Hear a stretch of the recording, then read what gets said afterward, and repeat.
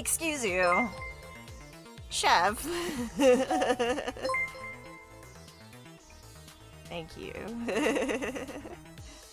13 months. We, can have a devil baby.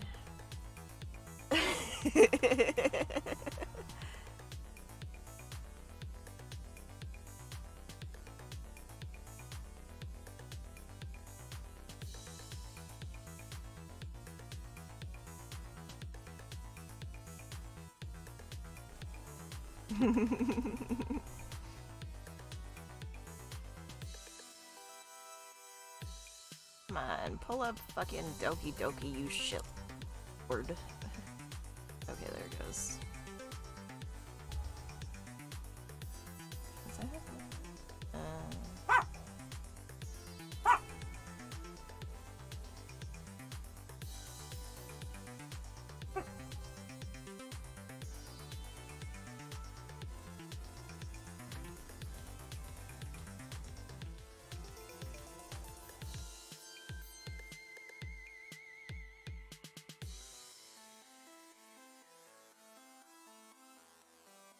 Is that can you hear the music? Okay.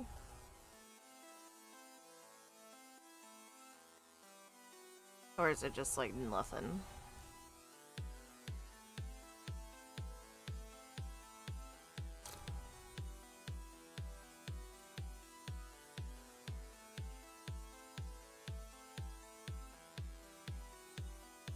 Oh no, there it's showing up now.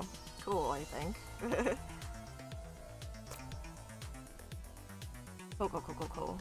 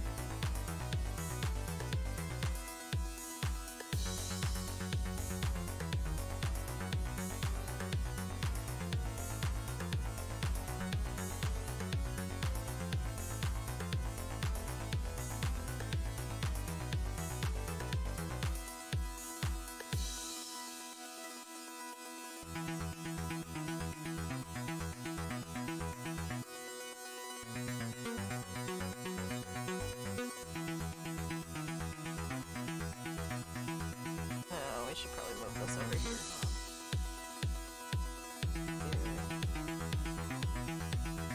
Very cool.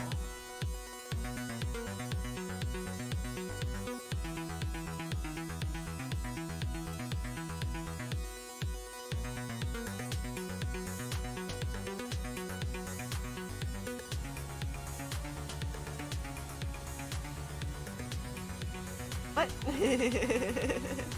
Oh, hello. James. My love. How are you? Oh, well? Oh, whoa. Ooh.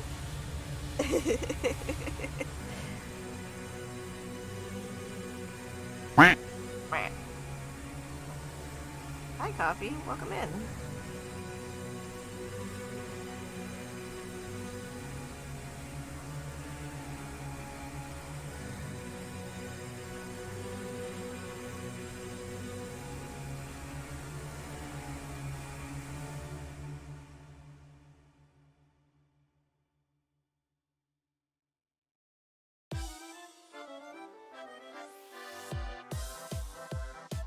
Who remembers this level?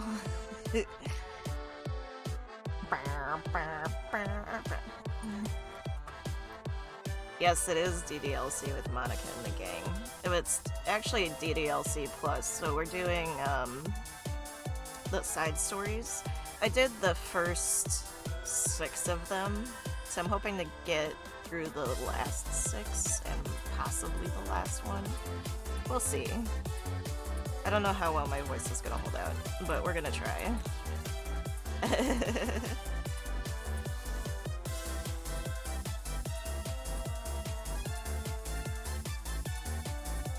Yeah, Suzuki's very cute.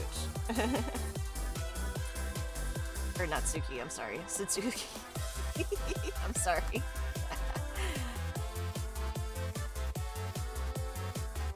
Although, all the girls are just a delight.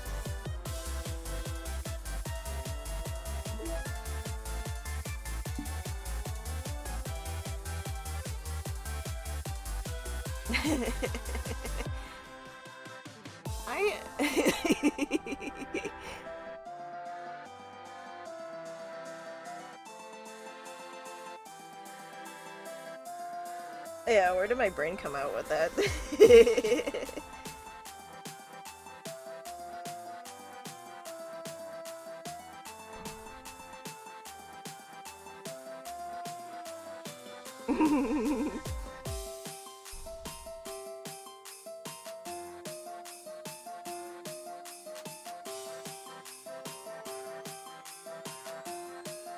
Oh wow, I love that emote. That's so cute. It has the little guy from Metroid.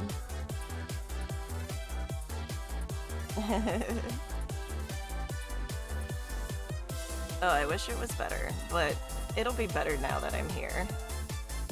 I got all these lovely people around.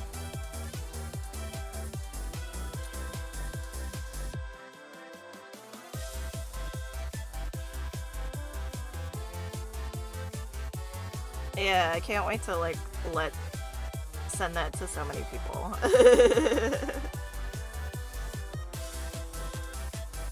It's fine. My my PTSD brain comes up with words funny, okay?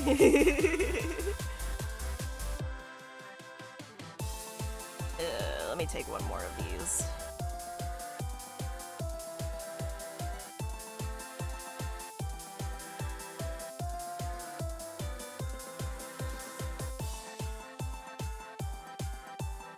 Ah. Little crust pizza sounds really lovely. Alright. I think we can switch over. They don't look horrible, I don't think. I guess I'll use the camera. Oh, I did want to put this on though. It's like my favorite necklace.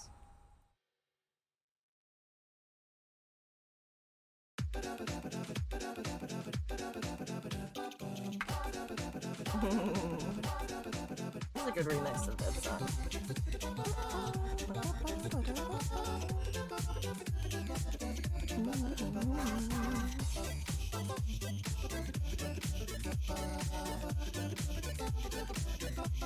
Alright.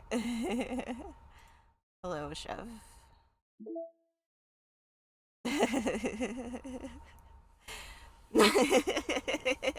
Maybe? No. We're doing the nice side stories where there isn't anything terrible happening. I I had a rough night. I only slept like 4 or 5 hours because I had nightmares about my parents abusing me again. And so I need something squishy that'll make me feel better. Let's see, what have we got? Yeah, I think we're on balance. I also had to see my ex. It was fine, but it brought up like all these feelings because that's my ex-husband, and I haven't seen him for like a year. And it's good, everything's good. No. Like, he's fine. Like, he's a nice guy. He's doing a lot better for himself, but yeah, like, I still have feelings about the divorce. I can't help it. Mostly because I felt kind of blindsided by it, but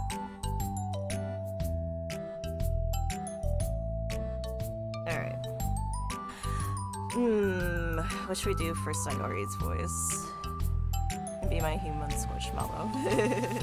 It's okay, I do have a floofy poofy puppy that has been here.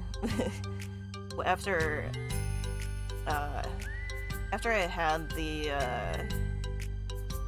that nightmare, I was kind of like standing outside with him because he needed to go outside, and I was just like, you're not there anymore, you're not there anymore, it's not a time, you're not in that place anymore, you know, kind of stuff, just to re-ground myself and try to get, like, you know, my shit together, because I was not feeling great.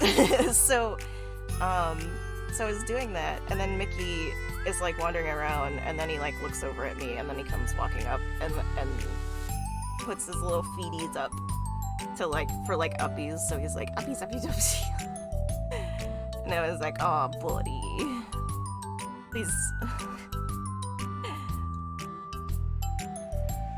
do not put spices on people's personal bits. Toe beans, yeah.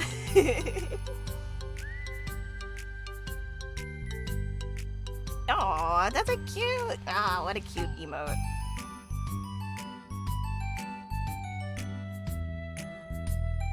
Alright. Well, anyway, let's start the game. We want to be Sayori, so we're gonna say, hey Juice, welcome in.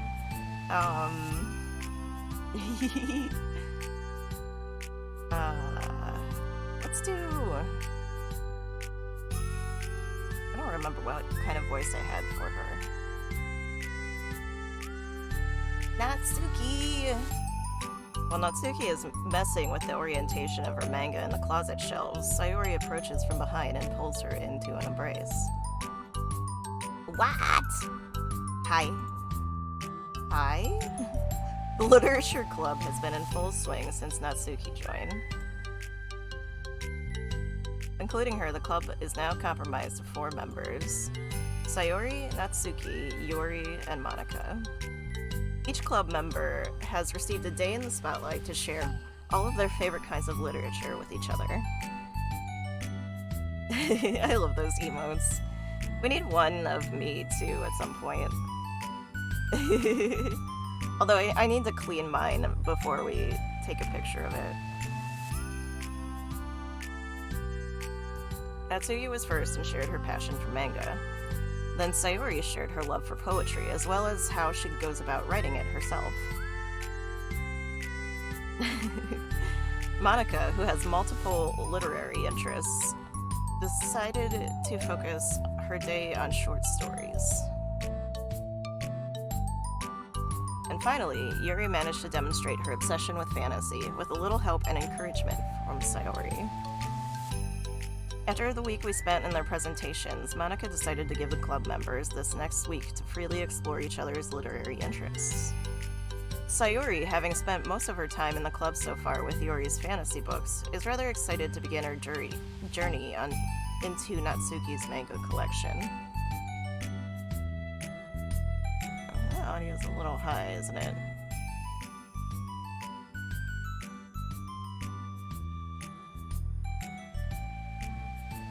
I want to read with you today. Tell me which one I should pick. Well, that depends on what kind of stuff you have. I mean, there's like romance, drama, comedy, mystery. I like all those things. Sayori reaches out and pulls a random book from the shelf and inspects the cover. Shouldn't this girl be wearing more clothes? She looks a little angry. You wouldn't like that one. In a panic, Natsuki snatches the book from Sayori's hand and replaces it in the shelf in a less conspicuous location. Okay, well, if you really have no preference, then let's just start with something that's easy to get into. A lot of these don't start to get really good until like a few volumes in, and I wouldn't ask someone to make that kind of commitment unless they're already really into manga. I can handle it. I did it with Yuri's book, at least. Well, I'm more considerate than that. Although I'm kind of impressed by your attention span if you put that much effort into her books. Rude. No, I have the attention... No, I have the attention span of a donut. Yeah, same. I relate to Sayori on, like, 99% of things. I do like to rate poetry. I also have an attention span of a donut. I love bittersweet things. But I love my friends, and I could do anything if it's for them. Well, okay then. Let's pick you something that even donuts can read. I didn't say I was a donut, I just said I had the attention span of one. Aw, were you trying to call me a sweet? You're so cute! No, how did you get to that conclusion? And don't call me that. A donut? Cute. Aw, how come? I just don't like it. I don't need a reason. I have donuts in the freezer. I had a gluten-free donut earlier. Natsuki yanks the book from the shelf and closes the closet doors. If someone asks you to stop, then you just need to stop. People need to realize that.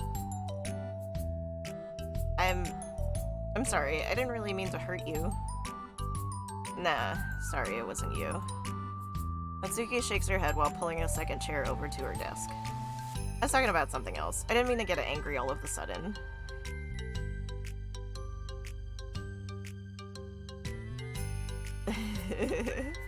Are you asking Cook questions? Interesting.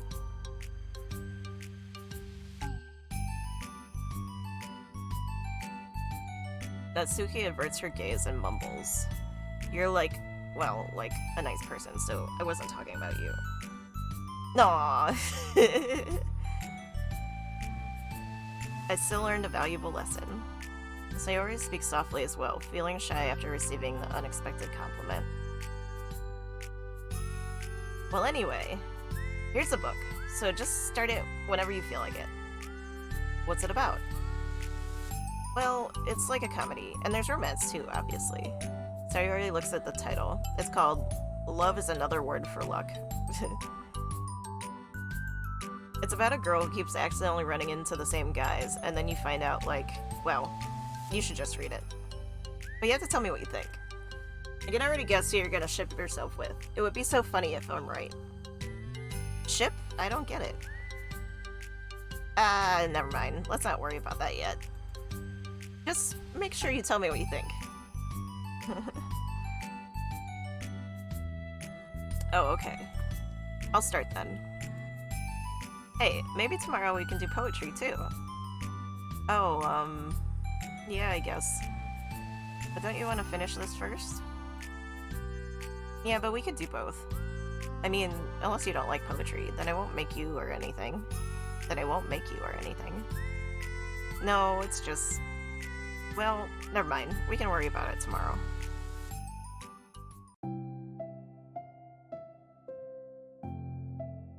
After the club meeting ends and Natsuki and Yuri leave, Monaco strikes up a conversation with Sayori. I see you got Natsuki to share some of her manga with you. I really want to become better friends with her. She's so enthusiastic and expressive. I could just listen to her talk. She's so... I'm not sure if she meant I can't say that to her, or if I just can't say it at all. Say what? Nothing! I am a woman of respect! But Natsuki is a woman of cute. Oh, I said it. What's so bad about that? I don't know, but you know, there's one thing I'm kind of worried about. Sometimes I'm afraid that Natsuki doesn't actually like me very much. Ooh. Aw, that's ridiculous. How come you feel that way?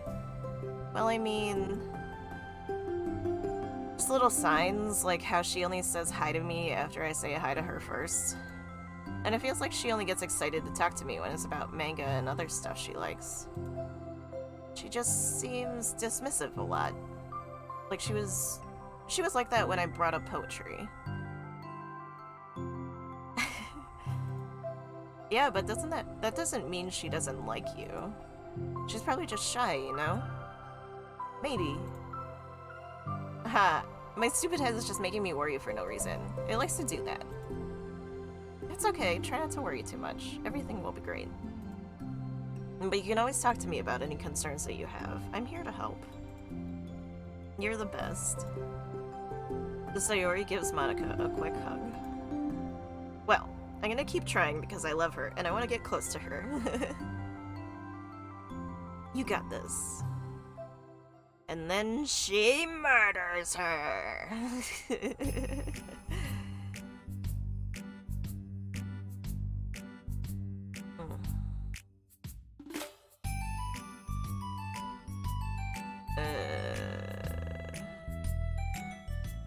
Got a little lower.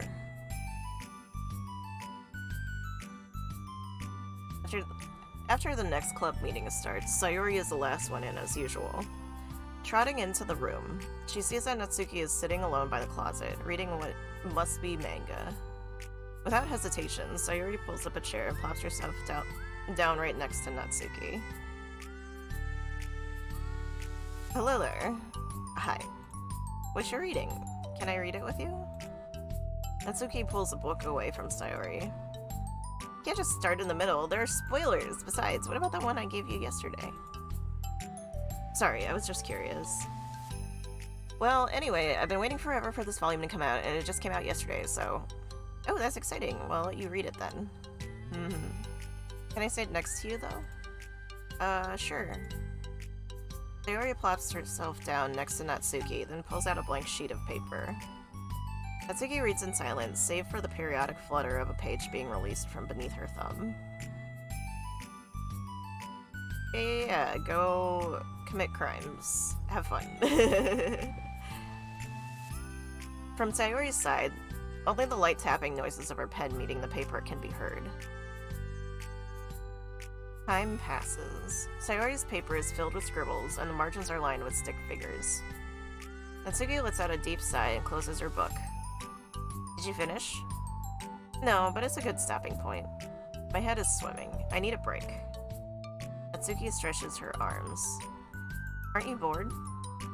No, I was writing. Oh, I saw all the stick figures and thought you were just bored. I just draw those when I'm thinking or waiting for inspiration. I made friends with them all. This one is sad because she thinks the night sky is pretty, but she can't look up at the stars in public without everyone thinking she's a weirdo. And this one has problems with his back, but the doctors can't figure out what's wrong with him. What the heck? You're the weirdo. Want to read the poem I'm working on? Sure, I guess. Sayori slides the paper over to Natsuki. As Natsuki reads through the poem, she furrows her eyebrows. She slides the paper back over to Sayori. Don't you ever feel weird just sharing all of your thoughts and feelings like that? I mean, your poems are, like, really emotional. Is that bad? Well, no, it was just an observation. I think people can get closer to each other if they find ways of expressing their feelings. Well, Natsuki begins to protest, but she can't find a good way of putting her thoughts into words. Doesn't that depend more on the kinds of friends you have? I don't know. To each their own, but I've never met anyone I'd feel comfortable sharing my poems with.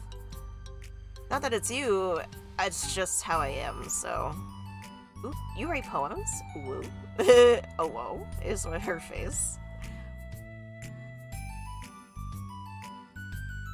You never told me that. I just thought you wrote other stuff. Yeah, that too, but you should... I mean, would you ever want to share? Like I said, I don't do that. But, can we talk about something else? Sorry. It's not your fault. It just makes me uncomfortable. I can't help it. Still, I'm sorry. It's fine. Well, let's move on to something that makes us both happy. I should continue the book you gave me since I didn't get very far yet. Sure. Over the next few days, Sayori begins each club meeting by approaching Natsuki with unwavering enthusiasm. It's Natsuki! Natsuki! Hi, Natsuki! You gonna try out your new game? Yeah, have some fun. At the end of one club meeting, Monica who has become rather invested in Sayori's friendship mission, Head pats 1,000. Ah, thanks. I hope you have a lovely day. At the end of one club meeting, Monica, who has become rather invested in Sayori's friendship mission, starts an innocuous conversation with Natsuki while she packs up. It's cool that you've been finding time to spend with Sayori. She was pretty excited for a chance to read manga with you. Yeah. I'm sure you've been enjoying the chance to share it too, right? Yeah, mostly. Natsuki glances over her shoulder but doesn't reply further. What's on your mind? Nothing. I don't talk about people behind their backs. Oh. Natsuki falls silent, but she just fidgets instead of getting back to what she was doing, as though she wants to say more. It's okay to share your feelings. It's different from talking about someone behind their back. I guess. I just hate when people talk about me behind my back, so I'm better than to do it to others. Monica shares a bright smile. You're really considerate. Thanks, I guess, but it doesn't feel like it.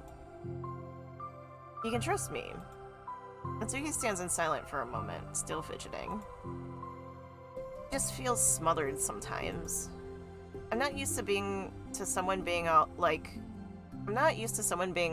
over me right after we meet. I mean, it's fun to hang out with her, but I just have no control over the pace. I can't meet someone and instantly become best friends with them and, share everything about myself. That's not how it works. I just want to chill out sometimes. Oh, I didn't realize that was happening. It's fine. Why would you have? I know, I just feel bad about it. I know Sayori, so I should have realized.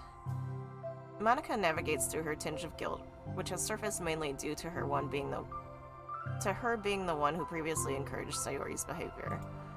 Despite not knowing the situation, Monica can't help but feel a little responsible. You want me to talk to her about it? No, I wouldn't like that. Well, I could divert her into another club activity for you or something. No way, that would be so underhanded and mean. Sorry, I didn't think that one through. Besides, just because I complain about it doesn't mean I'm asking for someone to solve my problems for me. True. I'm sorry. I guess I just instinctively want to try to solve the problem, even if I haven't been invited to. It's fine. I would talk to Sayori about it, but it would make things really weird between us. I feel like it would make her just constantly be afraid that she's bothering me. She already feels like that. I know, because she's me, and I constantly am afraid that I'm bothering people. Anyway, I don't know how to just keep things natural. Well, I think that you do a good job at expressing all your feelings. I think if you do a good job expressing all your feelings, she would totally understand. Sayori really wanted to be the best she can be for other people. I think she would actually be happy that you want to improve your friendship with her. Maybe. Ugh, it just feels so dumb. Talking to someone about how to be friends with them, it's just weird and not cool. Monica shrugs. It's the literature club. Then she mumbles through a stifled laugh. It's not the cool club. Hey. Ah, sorry, that just tickled me for some reason. Look, I know you're kind of in a tough spot, and that it's hard for you to really express yourself. But you've really demonstrated to me that you're great at self-reflection and critical thinking, even if it doesn't feel like it to you. I think that's the most important part of being able to navigate through these things. So I believe you'll find the right thing to do. Well, Natsuki instinctively starts to reject the compliment, but she can't find any excuse to do so. Thanks. Natsuki gathers her things, and then finishes her thought in a mumble. And I'm still glad I joined the club, even if it's weird sometimes. Grumpy face. Monica smiles, but Natsuki turns her back and walks away before waiting for a reply. It was an unusual way for Natsuki to express her appreciation, but Monica knew what she meant. It made Monica feel like everything really was going to be okay. Daw.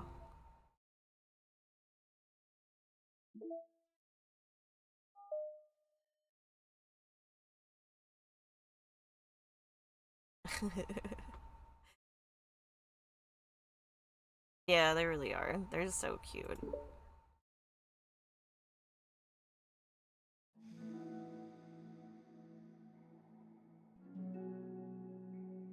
It's lunchtime. Sayori, who usually buys her lunch, is making her way to the cafeteria like any other day. The clamor and bustle of students is drowned by Sayori's impeccable skill of zoning out. Yo, I could do that too. Dissociation's my jam. Anyway, however, her imagination is momentarily interrupted by the glimpse of a familiar pink-haired girl. Hey, that's Natsuki. I never run into the other club members around school. Natsuki! Sayori stands on her tiptoes and waves. Natsuki is busy walking and chatting with her friend, doesn't notice Sayori at first. Then she glances over in Sayori's direction. Sayori waves enthusiastically. Natsuki looks horrified. Following her friends, Natsuki quickly ducks around the corner. Hey, she definitely saw me.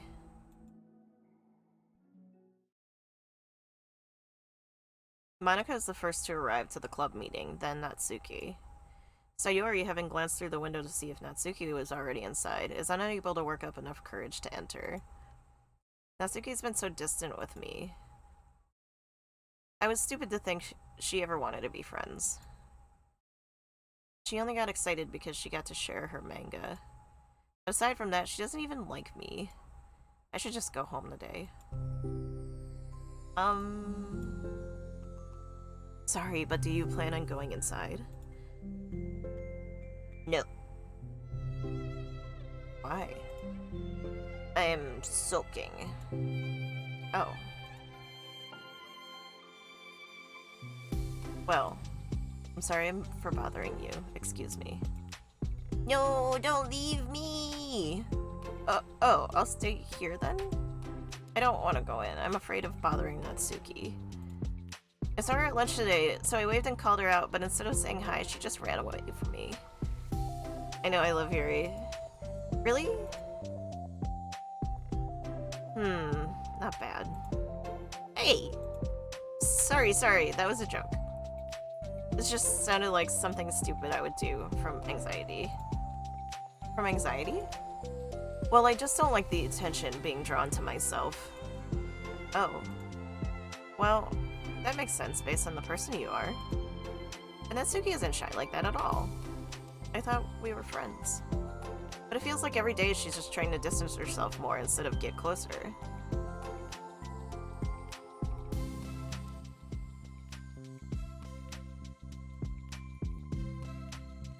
It makes me feel like she was only spending time with me during the club because I was reading manga, but she doesn't actually want to be friends with me. Well, I feel like I'm missing a lot of context here. Was she in the middle of anything when you approached her? No, she was just walking with her friends. Yuri pauses for a moment. How do I put this? Sayori, you're very fond of your friends, right? You always want to be spending time with them. Of course. I don't think there's anything more important to me. I mean, the best part of my day are always with my friends. Besides that, I really hate being alone, so... You hate being alone? Sayori nods. We're very different people. I cherish my time alone. I wouldn't trade it for anything. So I think...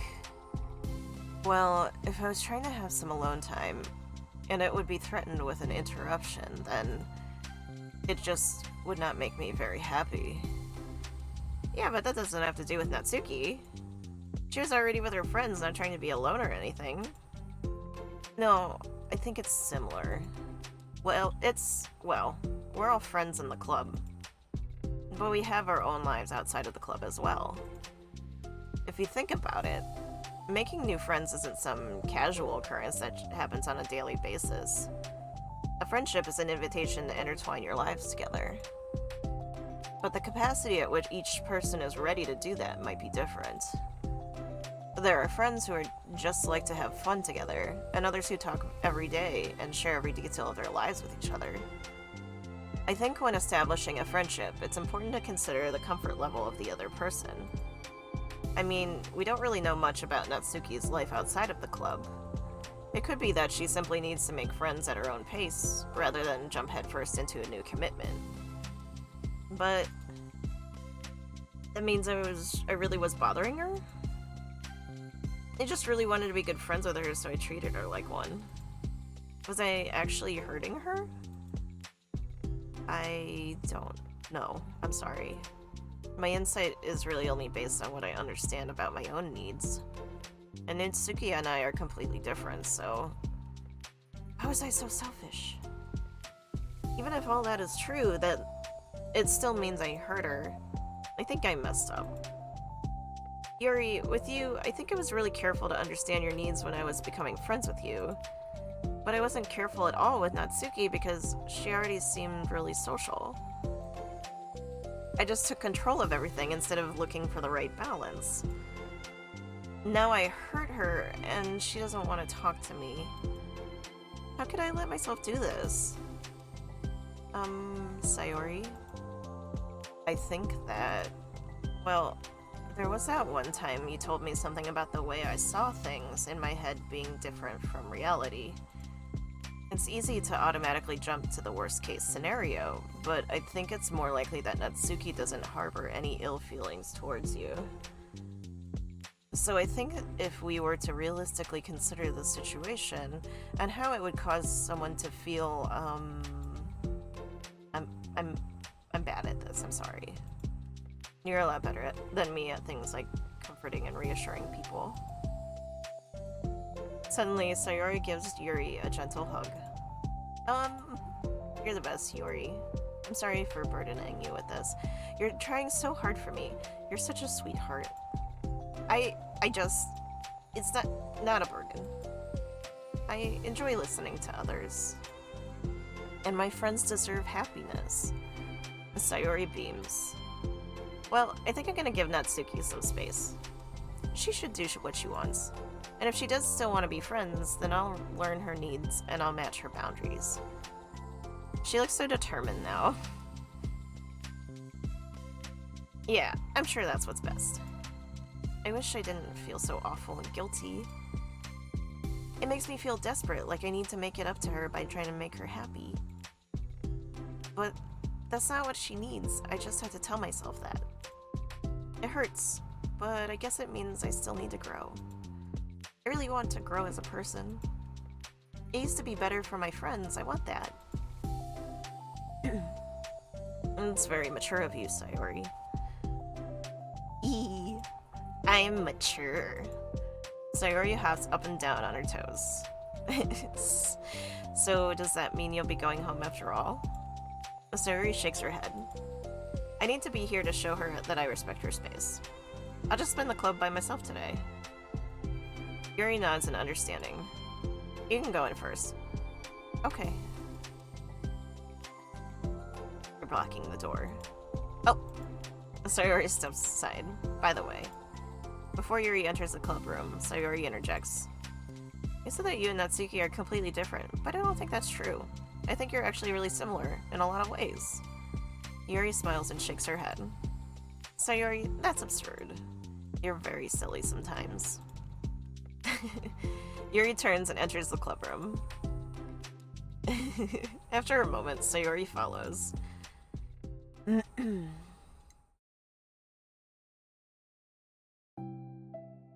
club room is quiet. When Sayori walks in, Natsuki glances in her direction. Sayori smiles and gives Natsuki a quick wave before sitting down across the room. Yuri's face is already buried in a book. Sayori decides it's best to continue the manga she was reading, so she pulls it out. However, it looks like Natsuki isn't reading today. She has a sheet of paper in front of her and is tapping a pen against her desk, staring at it. Ooh, are we writing today? Monica speaks in a quiet voice, unwilling to disturb the peace of the clubroom. She kneels down at Natsuki's desk. Hey! Natsuki pulls the sheet closer and covers it with her arms. Sorry, I didn't mean to peek. Whatever. I just wanted to see how everything was going. It's fine. Natsuki replies dismissively. She glances over at Sayori, who's focused on her manga. Monica follows Natsuki's gaze. I think she's mad at me. How come? I'm busy right now. Ask me later. Monica falls silent. Natsuki looks down at her paper. She inches her hand away from the top margin, allowing Monica to see. It says, to Sayori. Understanding, Monica smiles and places her hand on Natsuki's shoulder and whispers softly, I'm proud of you. Natsuki looks away, but makes no motion to remove Monica's hand. Monica gives Natsuki's shoulder a quick squeeze before standing back up and pulling away.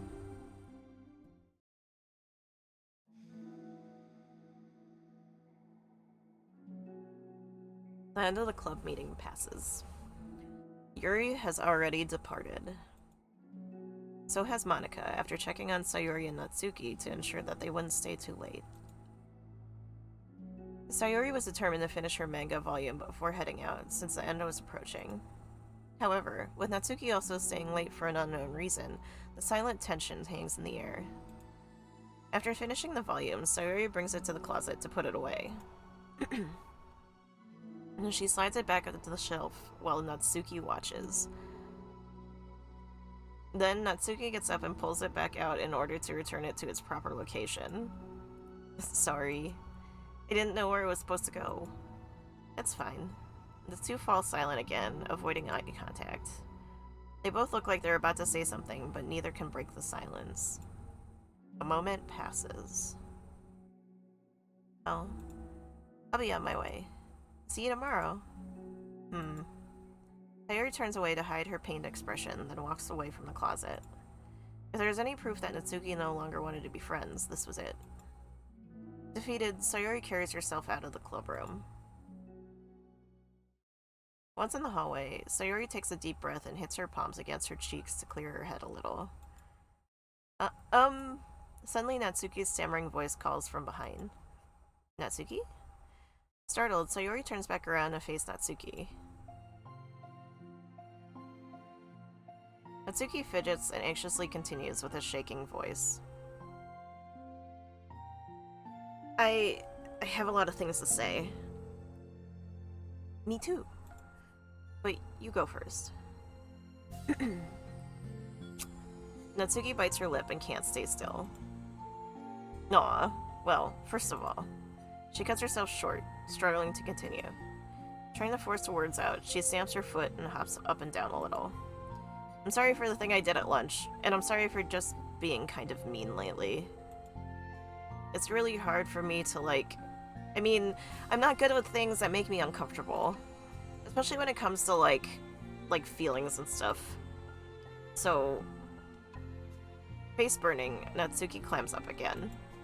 Instead of continuing, she simply holds up a sheet of paper for Sayori to take. The best place in the world.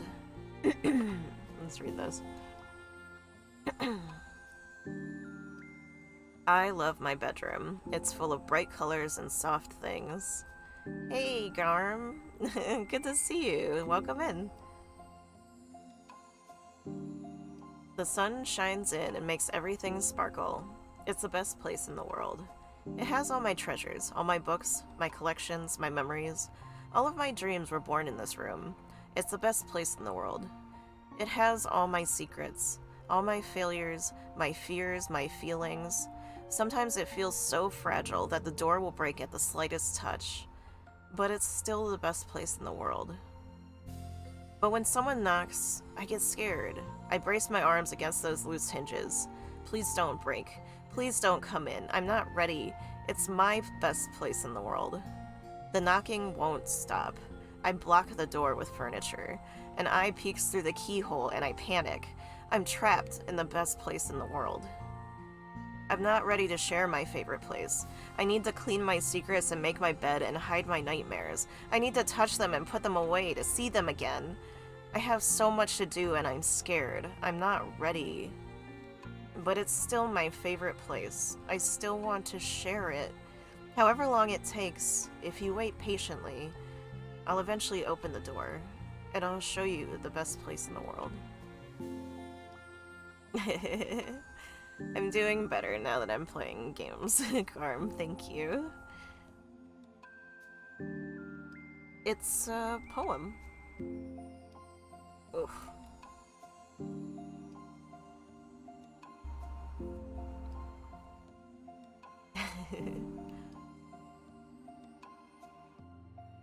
But I thought, well, I sucked it up so that I could work things out with you. So just be happy about it. Please. Sayori smiles deeply from the bottom of her heart. I'm happier than I could ever express. I feel so awful, but I'm so happy that you would do this for me. I actually realized before the club meeting today that I made a mistake. I got so caught up in the chance to get closer to you that I forgot to think about what you wanted, and that probably have different ways we like to make friends. About, like, the friendship stuff?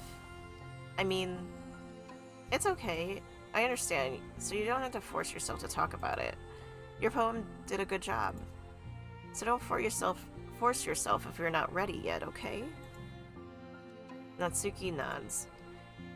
You don't have to feel like you did anything wrong. It was my fault and I'm sorry.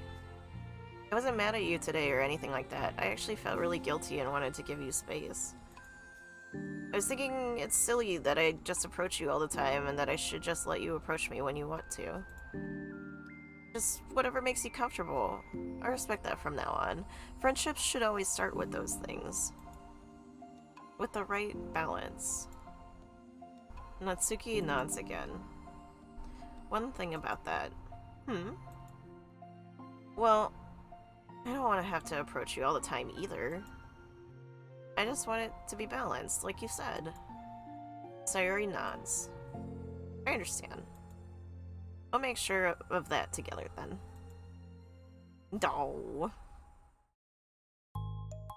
Well, anyway, now that the two of them have found common ground, Natsuki finds it easier to speak more freely again. I'm not gonna be, like, sharing my poems all the time now or anything like that. But I guess it wouldn't hurt to do it once in a while. Only the best ones, though. So you better like them, because otherwise I might change my mind. I like anything you do, Natsuki. I was just saying. More importantly, I have to tell you about my new boyfriend. Huh? Oh, from the manga! Wait, I need to guess who it is. You definitely won't be able to guess. The two walk down the hallway together. Oh my god, we have so much to talk about. Darn, I should have told you to save the last two chapters so I could see your reaction to the big reveal. Aw, you wanted to enjoy it with me. That's so cute. Shush. Hee.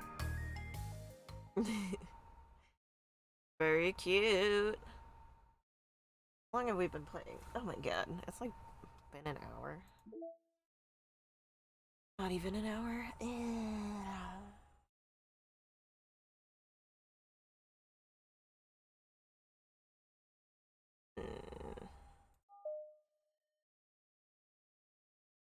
Why don't we...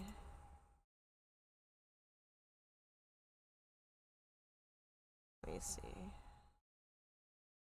Ah, Lab Walter, hi! How are you? It's good to see you. Oh, that's a cute bee emote. Oh my god. They're two bees.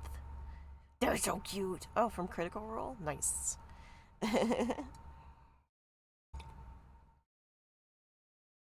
Yeah. Okay. I was gonna take... Let's see if the dog wanted to go out. Do you want to go out, buddy? Ah, he's snoozing. You're going to Japan tomorrow. That's very exciting. we in? What one are we on? We did balance.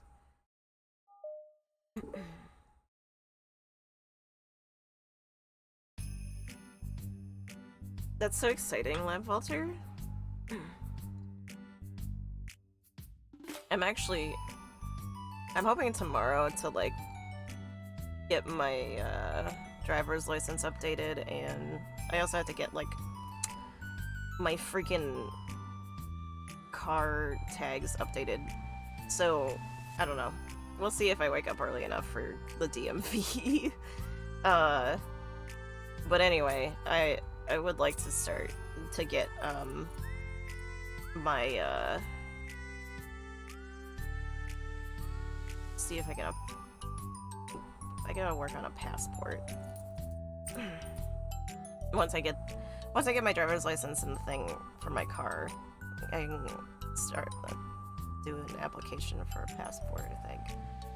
Because I have a bunch of family in Mexico, and I need to be able to go over there, if my mom needs to travel there again for another funeral, but I'm not sure. We'll see. But I still want to get up my passport anyway, because there are other places I want to travel to.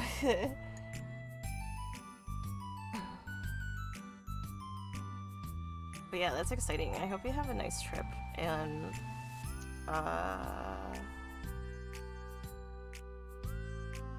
safe travels. I do need to actually pause this, because... Wait.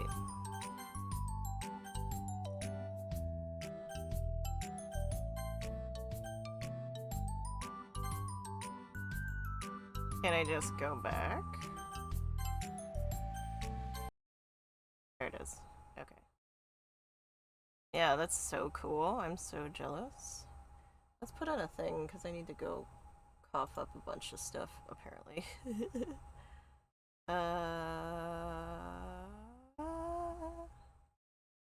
Go on 2 college friends, so it should be really fun. Ooh, very exciting. Hey, let's play my favorite. And put a BRB screen.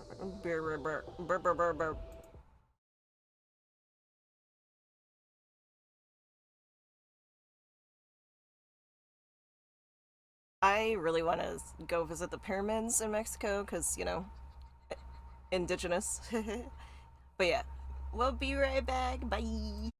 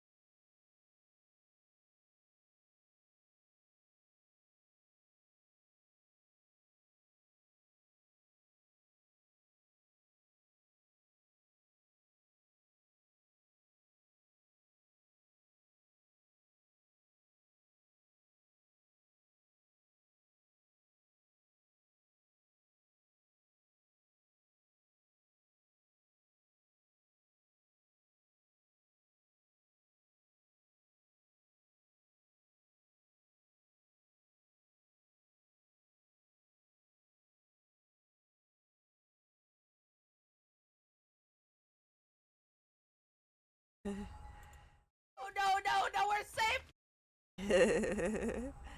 That was fun. That was a good game. Alright, let's go back to... I was doing reflection.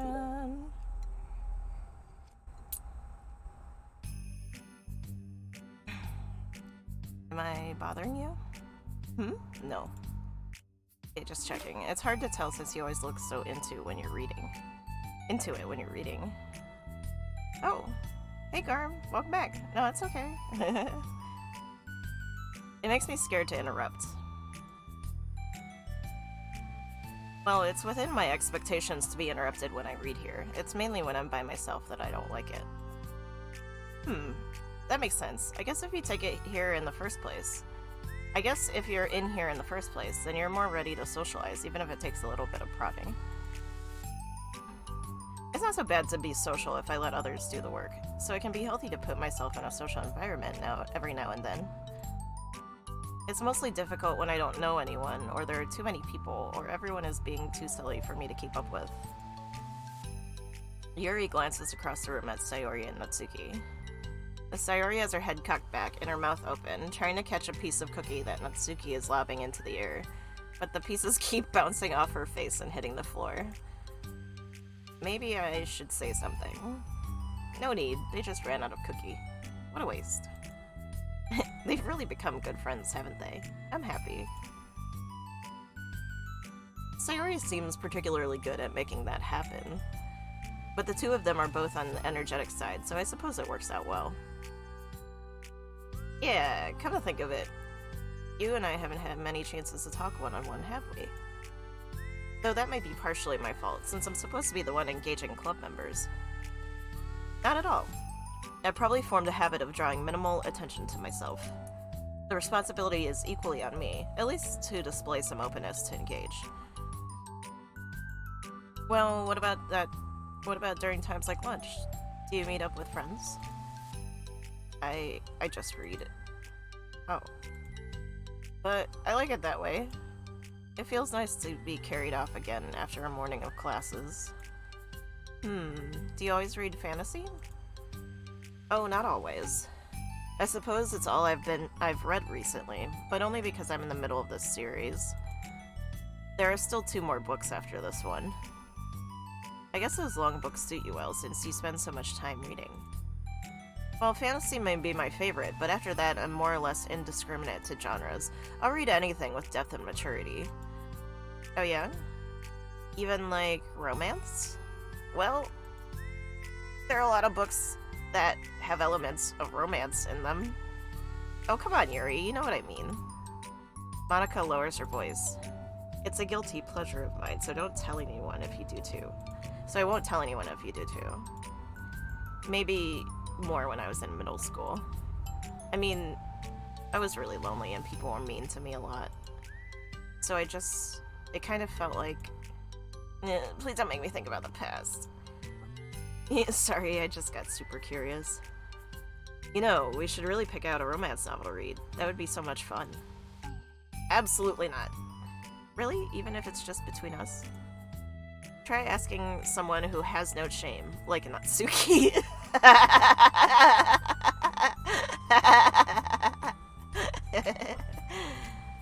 Ouch.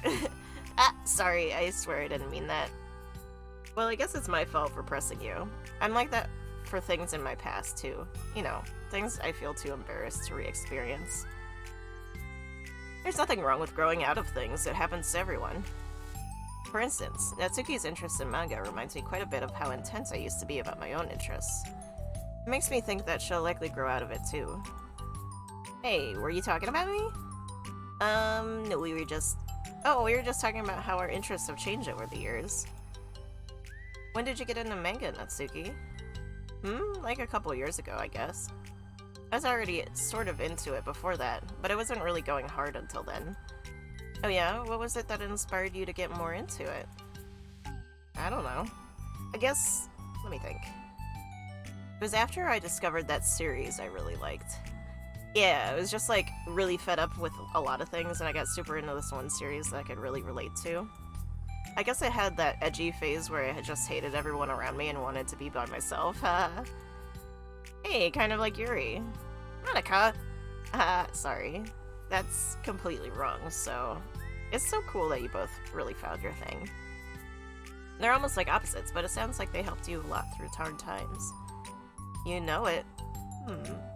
Wow, what the heck? That book is even bigger than the last one you were reading? It's technically slightly longer, but not by very much. How high do you think it would go if you stacked up the whole series? Atsuki estimates, holding her hand high above her head, sizing up an imaginary stack. I should get one of those mangas that's like 50 volumes long so I can say I've read more than you. Not that I have the money for that. Please, I would hardly count when your books only have a few words per page. I know, I was just joking. I could never actually read books like yours. It's too boring for me. Yuri shoots a glance at Natsuki. It's not boring. Chill, I said for me, not for you. I can have my own opinion. I just think it's too convoluted. Everything counts as literature. If it has words in it, it's literature. Sayori, are those from the floor? Ah, gross. Also, wash your hands before touching any of my books. But my hands aren't dirty. Just do it. The oils are there even if you can't see them. Fine. Sayori trots out the door and Natsuki follows. Yuri, you look a little upset. What kind of nerve does she have to call my hobby boring? Well, she did correct herself. Hardly. She was so condescending. I don't mind if she thinks that it's not for her. I already understand that it's not for everyone. But she knows well how much these mean to me. So how about just leaving me alone instead of needlessly telling me the things you hate about it? I'm sorry, Yuri. You may be right. This won't be the last time people have strong feelings about what they like and don't like. Especially in a literature club, so I should figure out how to mediate discussions to keep them positive and constructive. For the record, I've always been impressed by the level of creativity in your books, and also your ability to get through them so quickly. Thank you. Okay, well this is something that I'll have to think about and revisit. I'm sure I can help Natsuki find some common ground with you. Common ground isn't necessary, I just wish to be respected. That, then. Either way, I'll do my best. I'm skeptical when it comes to Natsuki. I trust you, Monica, but I'm skeptical.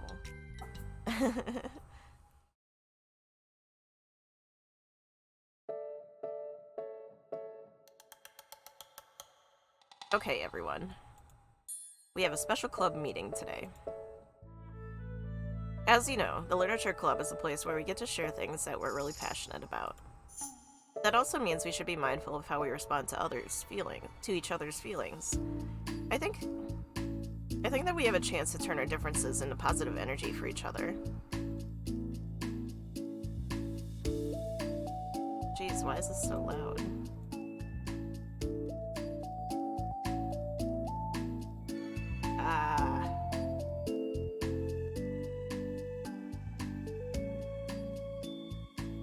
I think we have a chance to turn our differences into positive energy for each other. Are you being a little dramatic about this? This is important to me. Well, sorry, I just feel like I'm being accused or something. No, I'm not accusing anyone of anything. I'm sorry if I came off that way. But our conversation yesterday made me reflect on the power of language, and I thought it would be a good topic for the Literature Club, don't you think? I'm sure we're going to have differences in opinion a lot, so I need to make sure we're prepared to keep a positive atmosphere in the club. If you say so. Sure. The cool thing about language is that it gives us a lot of different ways to express the same idea or emotion. We have a lot of control over how we want the other person to feel when we receive our thoughts. When receiving our thoughts. This goes for poetry, narratives, casual conversation, basically anything. For example, sorry, what's your favorite food? I have them organized by category. Should I start with snacks or do you mean full meals? Should I include breakfast? Jeez. Okay, how about your favorite fruit? That's easy, cherries. Really? I always thought cherries tasted nasty. What? Cherries are delicious. Whoa, that's a pretty strong reaction. Well, I just don't understand how somebody could think cherries are nasty. How does it make you feel? I don't know, sad? Defensive, maybe? Yeah, I got defensive. See, that's the reason you had such a strong reaction. It wasn't just because I don't like cherries. It's because you felt like your opinion was under attack. But that's weird, right? Something like taste is completely subjective. But when I say something like, I think cherries taste nasty, I'm using objective language. I'm challenging Sayori's reality that cherries are delicious with my own, which is that cherries are nasty. Wait, hold on. How is that objective when you just said it was only your own opinion? It has to do with the way our brains interpret words. You're talking about the reality of cherries, not your feelings about them. Like, Sayori, let's rewind for a second and pretend I didn't tell you that I think cherries are nasty. Good! So, what if instead of that, I said, like, I've tried cherries and they're not for me. It's not the kind of flavor I enjoy. Well, that's fine. As long as you don't call them nasty. Nasty is a nasty word. Okay, so cherries are kind of a weird example, but I think it gets the point across. This time around, instead of talking about cherries, I just talked about my feelings, and Sayori didn't get defensive. So instead of clashing with each other, it's like we received an invitation to talk about our differences. Yuri, you don't need to take notes. I'm not going to quiz you or anything. I know that. I was just... Sorry, I didn't mean to call you out. You can do whatever you like. But does anyone have any thoughts so far? Yeah, I just feel like I shouldn't have to put all my language through a filter just to protect someone's feelings. Well, you don't have to. The choice is yours on how you want to come across to other people. I'm only suggesting it as a tool to help you turn your differences into a positive experience rather than an argument. Right, Sayori? Whatever you say, cherry hater. Oh, come on.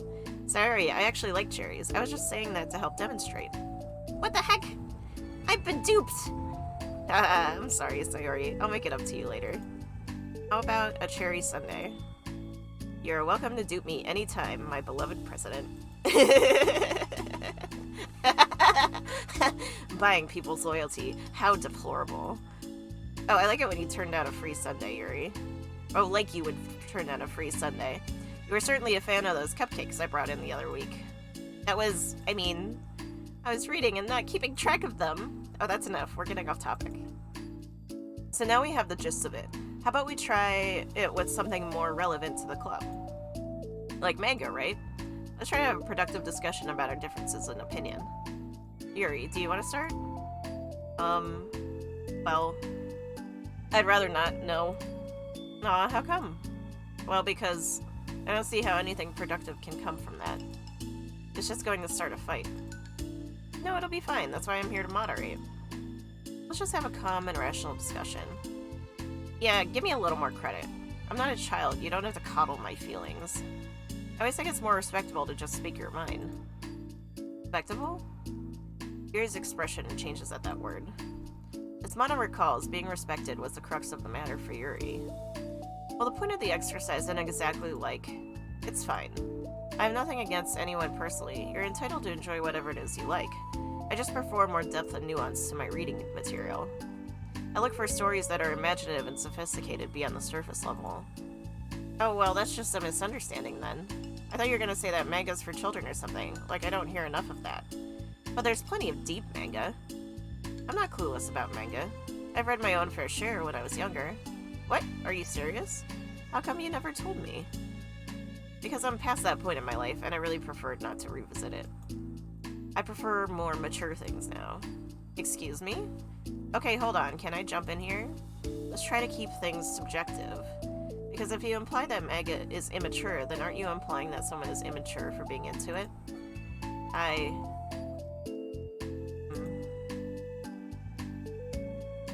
Well, maybe it's immature to judge people for having different tastes than you. Natsuki. Nobody's immature. I've read Natsuki's manga and Yuri's fantasy, and I love them both in their own way. Okay. It's great that you like it, but I still find it boring. The boring isn't subjective. Okay, it bores me. That's subjective. But, the thing about... This is ridiculous.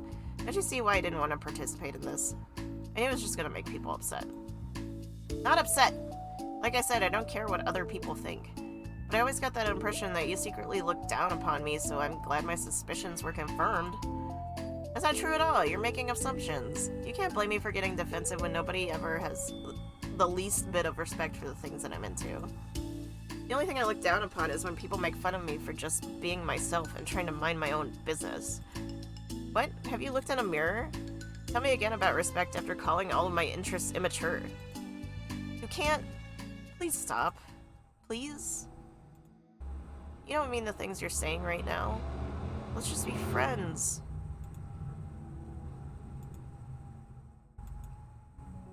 I didn't mean for this to happen. Well, it did. So please don't invite yourself to try and solve other people's problems next time, okay? Yuri's piercing words sent the clubroom into a choked silence as she gathers her things. She leaves. Holy crap. Never heard her sound like that before. She must be so pissed. Well, you weren't very nice either, so... I was just saying... How did this happen? It's my fault. Yuri wasn't wrong. I shouldn't have tried to moderate a conflict when I know how bad I am at dealing with conflicts. It was a really stupid thing for me to do. It's nobody's fault, and it wasn't stupid. Everyone in the club is a nice person. Nobody would have expected this. But I guess we're sensitive about the things we really love. Honestly, she kind of brought it upon herself. Like I said, I don't care if you're not in manga, but if you actually look down on other people for it, that's kind of the point I was trying to make in the first place. It's not about sugarcoating things. It's about just recognizing and understanding our differences. Okay, but here's the thing about that.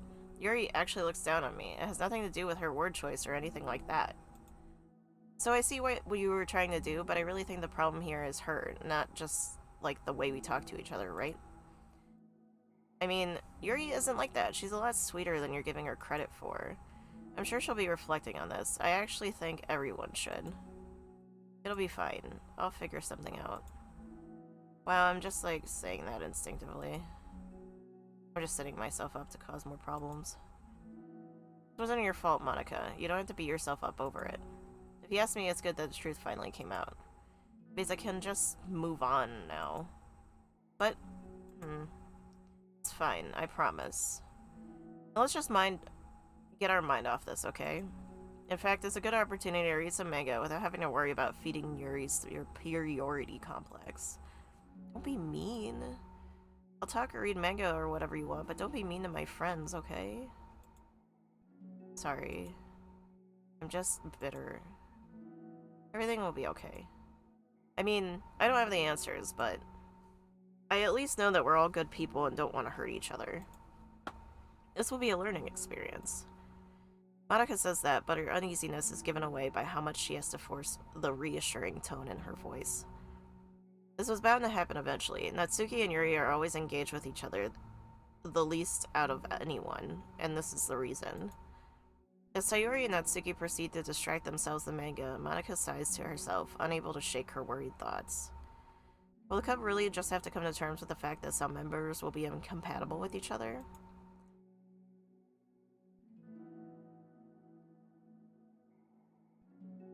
Monica desperately doesn't want to admit that, and she knows Sayori doesn't either. But for once, a solution doesn't seem to be in sight.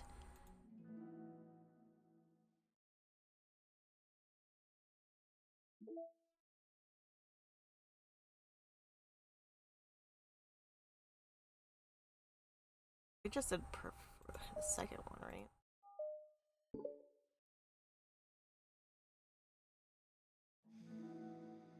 A new day arrives. Mary arrives in the club room earlier than usual. That is, not late. As she enters, it appears to be empty still. So she sits down at a desk and pulls out a sheet of paper, primed to jot down her thoughts. Sayori has made a habit of scribbling her thoughts and feelings onto paper whenever possible, as it tends to serve her as her best inspiration for poetry. My heart feels vacant because a ship sailed away. Yo. Yeah. Natsuki? Natsuki pokes her head out from behind the closet door. Sorry, I didn't mean to scare you. But it would have been a lot more awkward if I didn't say anything. I doubt you want me listening in on your poetry thing. Yeah. Thanks for realizing that. Should I let you finish that up then? Oh no, it wasn't. I mean, I just do it whenever it's convenient. You're not interrupting. Where's Monica, by the way? Oh, she's out in the hallway. Huh? Why? Well, just in case she runs into Yuri.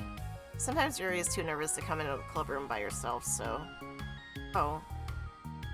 Geez, does Yuri really let things bother her for that long?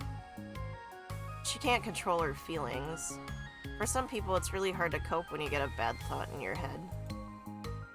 Maybe you can distract yourself for a little while, but as soon as it's just you and your thoughts again, it comes back. Ugh. What? I just want us to have a normal club meeting. It's a lot easier to pretend like it never happened if we all just ignore it and move on. I don't want to be bothered by this. It's so stupid. Her opinion of me doesn't matter anyway. Besides, it makes me feel really guilty, and I hate that too. It's okay to have feelings. It doesn't make you weak. Let's figure this out together. Fine. Only because you're good at this stuff. Let's try to come up with a happy scene. Maybe that will help us understand where your bad feelings are coming from. Well, I was happy with the way things were before. Before we had to have that conversation yesterday. What part of the conversation made you upset? Was it Yuri being mean about the manga? Maybe, I doubt it though. Because my friends and other people make fun of manga all the time, but I just brush it off and ignore them. But something about this really got to me this time, and I hate that I'm letting it happen. Is it because it came from Yuri? No, why would that matter? I mean, well, maybe. I hate that she thinks she's so much better than me just because she likes to pretend to be all sophisticated. Yeah, that's what it is. At least other people decide that they don't like me, or manga, or whatever. But Yuri acts like she's too good to even give it a chance. I'm sorry. Everyone deserves a chance. Yeah, exactly. Would you give Yuri's books a chance? Ha! After this? Obviously not. What about before this? Well, I would until I got bored, which wouldn't take very long. But if you actually keep an open mind, then it's not hard to realize that a story can be deep and meaningful without being needlessly complicated. I see. But you know, I like Yuri's books. Yeah, but you like manga more, right? Sayori shakes her head. I like them both. I like them in different ways, but I like them both. I mean, the manga, it's really honest and fun and easy to just let go with. And the fantasy has a lot to interpret and uncover, and it's really rewarding to have some good quiet time together with it. But the most important thing is that both the manga and the fantasy are true to themselves. So I love them both. And I think there's room for both of them to be in the same club together. And I just feel like maybe they have more in common than you would think.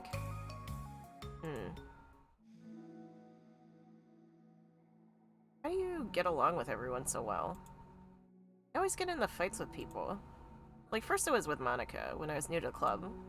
And then it was you, and now it's Yuri. And I'm always like, oh, this person is being such a jerk, and if they just realize that, then we could at least get along. But nobody else has this problem. I just keep running away from the reality that everybody is just a jerk to me because nobody likes me. And I don't know why, and I don't know what to do about it. I don't know what's wrong with me. I hate it. Natsuki? Sayori puts a comforting hand on Natsuki's shoulder. You're a wonderful person. You deserve to be loved as much as everyone else. Everyone has different ways that they like to communicate, you know? And sometimes that makes it harder for us to understand each other. Hey, Panda, it's good to see you. Welcome in. Chef, can you shout out people for me? That'd be super great. You know, all these streamers that are in here.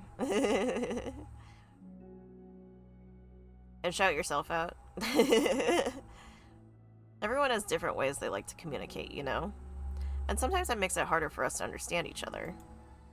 I think that sometimes we get lucky and we make friends who are really good with the same kinds of communication, and it feels like you magically connect with them. But other times, even if both people are really nice, it's easy for them to misunderstand each other or to get the communication wrong.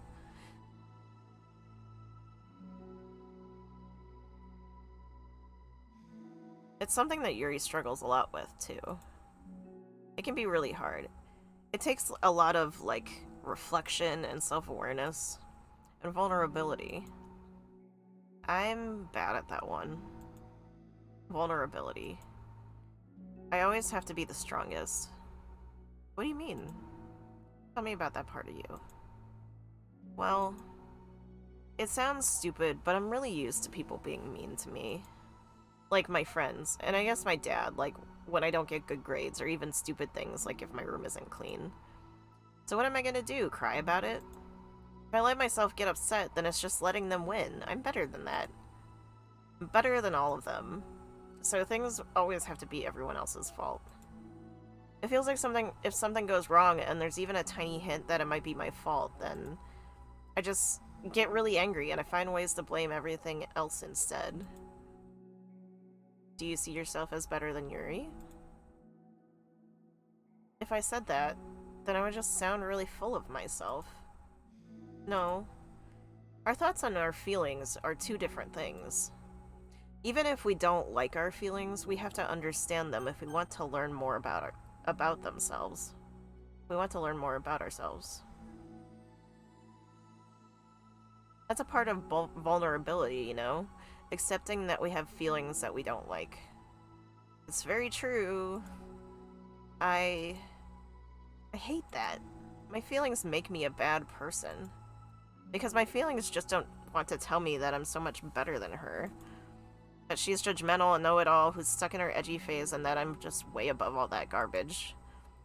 But I'm terrible for feeling that way. You're not terrible. You are not your feelings. But you are not your feelings. Say that to yourself, out loud. Fine. I am not my feelings. The way that I like to picture it is that those feelings are like your roommate. You live in the same house, and you gotta see each other every day. And even if you can ignore each other most of the time, you're gonna run into each other every now and then, and it's gonna make you feel like poop. So the other option is to get to know each other. You can communicate and learn from each other, and maybe even help each other change for the better.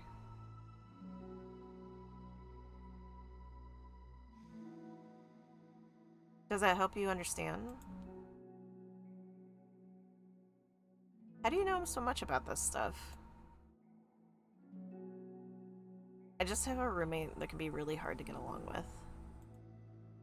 Called depression. Depression? But you're like the happiest person I know. I am not my feelings.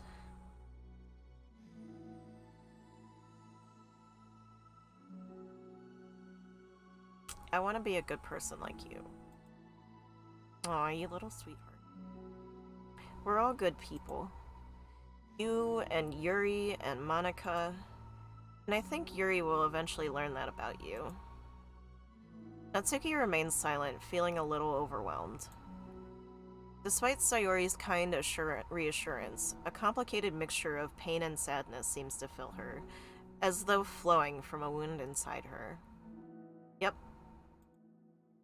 Was it a result of her vulnerability? No. It wasn't as though she was inflicted a wound after becoming vulnerable. It was as though she began to rediscover an old wound, one that cannot simply be bandaged and left alone any longer.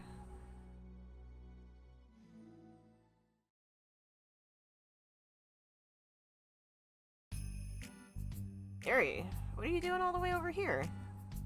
Oh, you're fighting asleep right now? I know! You should sleep. I mean, I appreciate your views, but I want you to have good rest.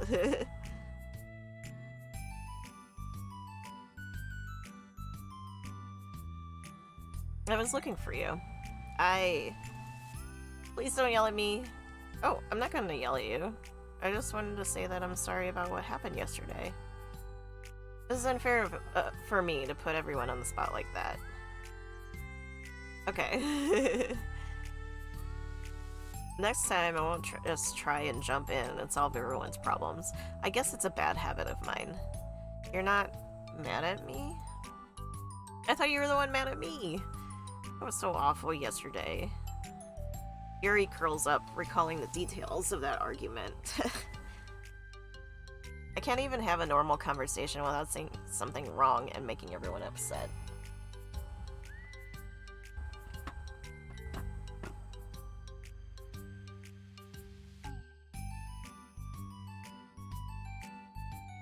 Hold on, that's not what happened at all. Let's talk about this, okay? Yuri pauses for a second, then manages a nod. Monika takes a seat next to her on the staircase. I'm having a lot of negative thought patterns and I can't get away from them. And what kind of negative thought patterns? Like, everyone hates me. Especially Natsuki. Oh, that's terrible. I don't think Natsuki hates you. How do you know? Well, because Monika thinks back to the time that she found herself in an altercation with Natsuki, and how a display of maturity from Monika was enough for Natsuki to reevaluate her own feelings as well. I think Natsuki is just naturally defensive. I think she acts mean when she feels the need to protect herself. But you know, she's really not a bad person. In fact, I think she can be really thoughtful and considerate. She's just...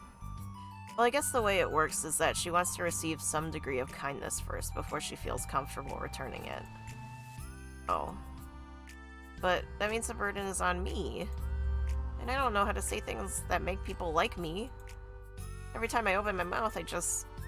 Yuri shakes her head at herself and tugs on her hair. It's okay, Yuri. You don't need to beat yourself up. I think anyone would like you if they had a chance to get to know you. Well, unfortunately, the opposite is true.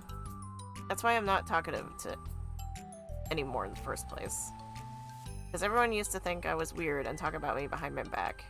That's just what happens when I draw attention to myself. Natsuki even said she found it more respectable when people speak their mind, so I did, and then she hated me anyway. It was enough to confirm my fears. But Sayori and I like you, and we've gotten to know you a lot by now, right? Mm-hmm. Yuri doesn't seem to have a response. Hey, what do you think of Natsuki? I don't think about her. That's not what I meant, really. I was just wondering if you had an opinion of her.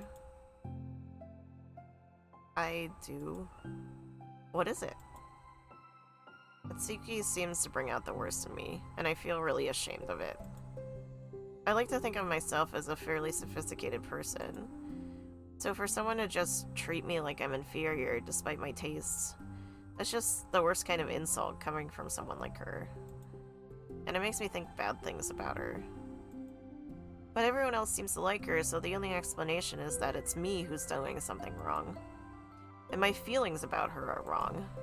And I'm wrong to get upset over something so childish and inconsequential. No, Yuri. Feelings are never wrong. Well, they're not right. That's the thing. Feelings are never right or wrong, you know? They're just a state of being that we don't always have control over. But that doesn't mean they have to control us. I feel like that's something I learned around when I first started the club. We can hate ourselves for feeling a certain way about things. Or we can, you know, just acknowledge that they exist and try to understand them better. I can never be mad at you for just feeling a certain way. It's about how you handle them. And I think working through feelings is a great opportunity for teamwork. Yuri wears a dejected expression. You make it sound so easy. You're so mature. And so good with people. I feel like such a child in comparison. Oh, Yuri. I'm far from perfect. But these are learned skills. They didn't come natural to me either. It's really hard to, like, reflect on yourself and separate your feelings from your thoughts. Ayo, it's so hard. Some of the hardest things for me to do is to, like, really grasp onto what my feelings are in the moment.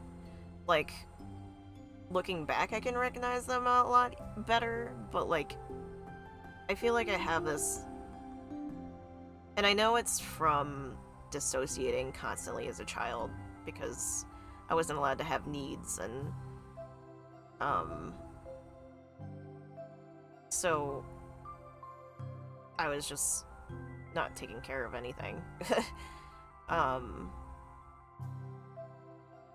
So it took me a long time to really get down into what my feelings were, and I had to, like, really connect them.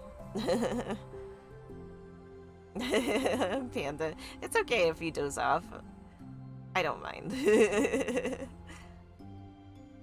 It's actually kind of a huge honor if somebody falls asleep to my stream, so...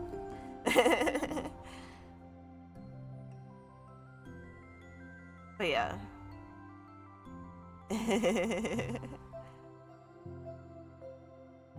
I want to be a good person. Oh, good morning, G-Force. How are you, my love? I just want to be a good person. Well, I think it takes a good person to get this far. That's not good enough. I want to be able to communicate it to her. Communicate what? How I feel. How it makes me feel frustrated and upset when she's so negative and dismissive of the things that mean so much to me. And how it reminds me of me. Because I know what it's like to feel misunderstood and angry at everyone. I know that telling yourself you're better than everyone else is just a defensive mechanism. We're just people. We're fragile and unstable. But I'm just tired of that getting in the way. I can't stand it when the peace is disturbed like this. Yeah, you can't focus on your reading when the peace is disturbed, right? Because the literature club should be happy for everyone. Aw. Monica looks at Yuri in adoration. I feel like Sayori must be rubbing off on me, because I really want to hug you right now. Sorry, I didn't mean to make you uncomfortable. No, I mean, well, if you wanted to, then I wouldn't really mind, so... Monica pulls Yuri into a short embrace. You're so gentle, and I love when you communicate your feelings. I feel lucky to get to see that side of you. And I'm sure Natsuki will, too.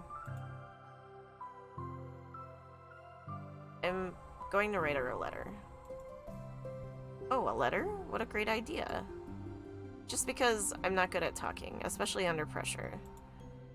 I always let my feelings get the best of me, and I forget to say all the important things, and I say things I don't mean. Well, I think a letter would be wonderful. Such a nice way to communicate. Yuri's face hardens with determination. People don't naturally gravitate towards me like they do for you and Sayori. My personality just isn't suited for that. And I wouldn't want it to be. But something I've learned is that friendships don't always just magically appear out of thin air.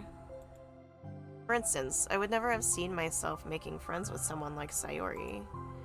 We're opposite in a lot of ways. But I'm friends with her because she put so much effort into understanding me so that we can get along. And I think it was the same with you. You both gave me a lot of time and patience. And I wonder if she feels the same way. Natsuki? I always thought that if I wanted to make more friends, I had to be somebody that I'm not. That there's a type of person or magical formula that I have to follow in order to make someone like me. And that's just like me to think of that. Always so occupied with myself that I fail to understand other people. Yuri shakes her head. Friendships happen when you think about the other person. When you offer time and effort to understand them and respect them and trust that they will also want to be a good person. That's what I learned through my observations in the literature club. Observations? Monica is caught by surprise. Yuri has always kept to herself so much that it's so unusual to hear her suddenly talking about the club like this. But Yuri gently smiles to herself. You always let me listen to your thoughts about people.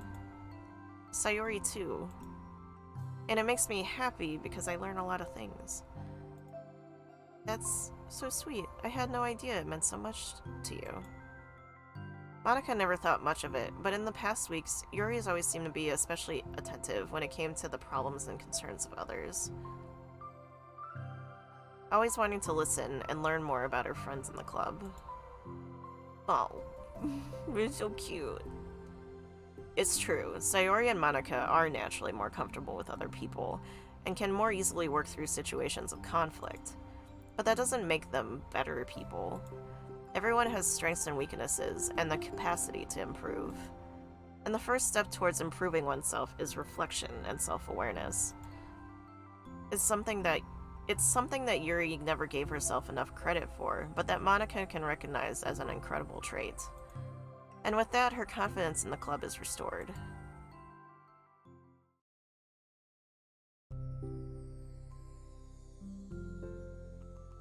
A very shy girl with long, pretty hair is wandering the bustling lunchtime hallways, her fists pressed into her collarbone. When she finds the literature club president's classroom, she stands at the door, glancing all around her before peering inside. Monica is sitting and chatting with a group of unknown friends. Yeah, as expected, this was a bad idea after all. Suddenly, Monica glances towards the door, making the girl panic and duck out of sight. She was just like, nope, I'm gone.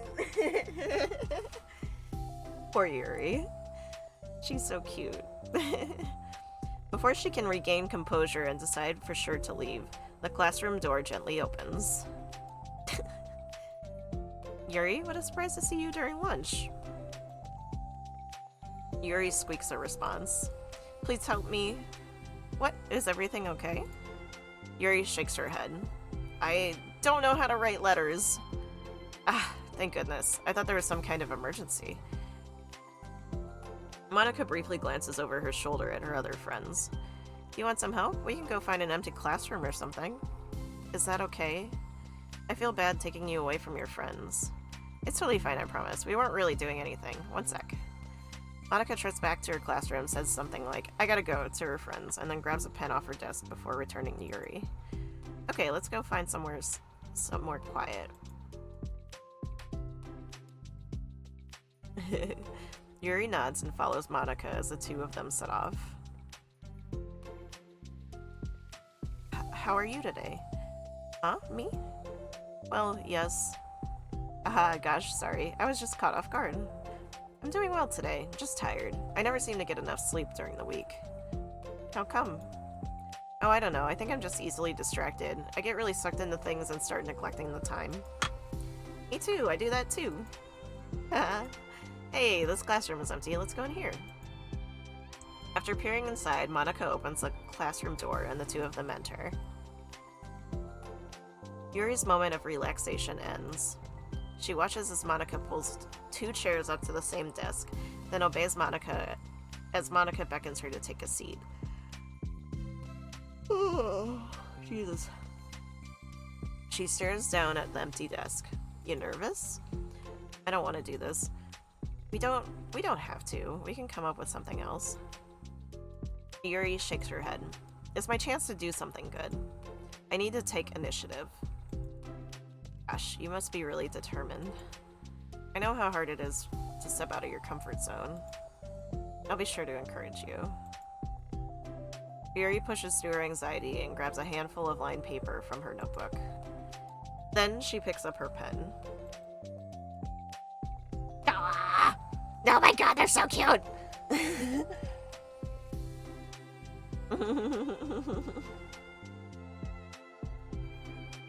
Oh my god.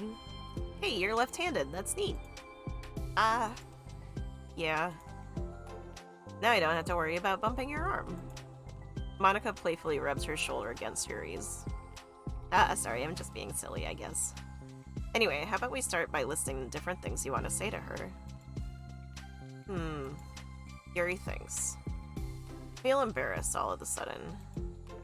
Oh, it's okay. How about some of the things you said to me yesterday? But, never mind, I guess I'll try. Yuri thinks for a moment longer, her tension evident. He starts to write the word reflection. This is about my reflection on our behavior. The key question is, why we act like this towards each other, but have been able to separately be friends with Sayori and Monica. That's me. Yes, it is. So, Yuri thinks. I've been able to befriend the two of you because you've taken time to understand my needs and respect my interests. Same goes for Natsuki, too. We started off as pretty hostile to each other because I was so worried about getting what I wanted, but she just wanted to be respected more than anything else. Once I stopped making it all about me, she was able to do the same. I want to do that too. So what kind of things do you want to do for her? I want to do the same things for her that I like to receive. I like it when people respond positively to the things I talk about, and not just brush me off. I like it when my feelings are taken seriously. And I like it when you and Sayori trust that I want to be a good person, even when I'm not doing a good job at it. Write those things down. Okay. Yuri writes some things down. I think the most important thing to remember here is that Natsuki is feeling vulnerable, so we make sure that the letter puts her first. It's hard when you're feeling hurt, but it never helps to just tell someone all the things that they're doing wrong. I think first you have to make sure that they know that you're ready to respect them and listen to them, and admit the things that you feel you could do better. Then finally, you ask what you would like in return. How does that sound for structure? It could be 3 paragraphs, one for each of these points. I like that. Aw, look at her little cute smile. My thoughts are so disorganized, I had no idea how to come up with any kind of structure. So amazing at these things. No, stop. You've done so much more than I have, you know? You spent so much time reflecting and being open-minded. That's the hardest thing for anyone to do. All I'm doing is helping you put it on a piece of paper. So I think you're the amazing one. Monica gives Yuri's hand a quick squeeze. But as she lets go, she's caught by surprise when Yuri curls her fingers to hook Monica's hand in place. For a while they sit like that in silence, save for the occasional scratching of Yuri's pen against the paper. Daw, they're holding hands. Eee. Yesterday you told me something that I'm thinking about a lot. What was that? The thing about how feelings aren't right or wrong, and they're just a state of being that we need to come to terms with. Made me think about how a person's behavior isn't always just how they decide to be. It's also made up of their past experiences and their insecurities. I think that helps me see other people as actual people rather than insignificant side characters who are just out to get me somehow. Is that how you felt about Natsuki? Yuri nods. But in reality, everyone is always trying their best, and everyone wants to be happy. Monica peers over Yuri's paper, but to her surprise, Yuri pulls it in closer, partially covering it with her arm. I have to be able to read it to help you out, you know. It's okay. My thoughts are a lot more organized now, after being able to talk to you about it. Now that I'm actually putting it on paper, I realize that I really prefer others not to read it. Yuri laughs softly to herself. A rare expression. Kind of glad to hear that, actually. I somehow keep finding ways to butt into this whole thing. I've done enough damage. But it's also been so wonderful talking about this. I mean, I always thought you were really smart, but Yuri smiles. I will always be terrible at these things. People are just so incomprehensible to me. I'll never get the hang of being one.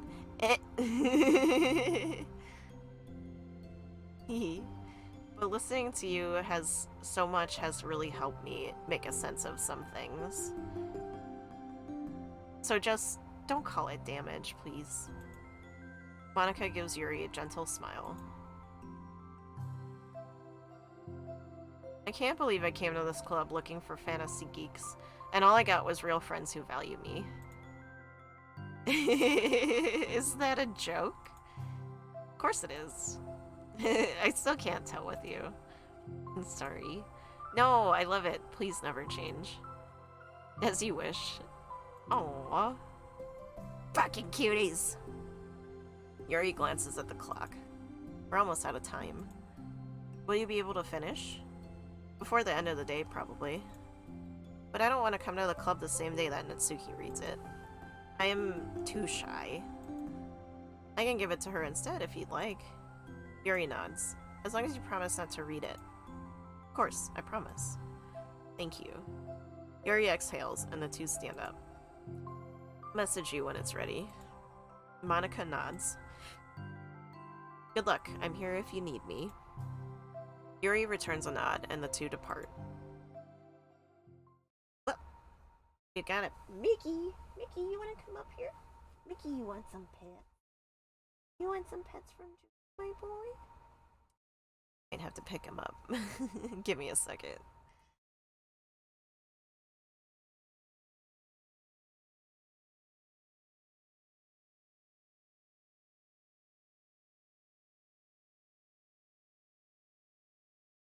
Oh, my baby.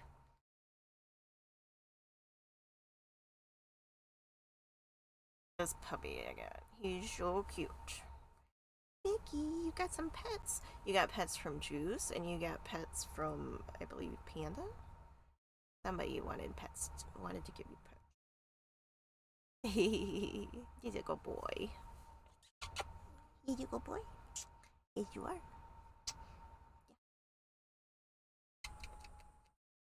He's a good boy.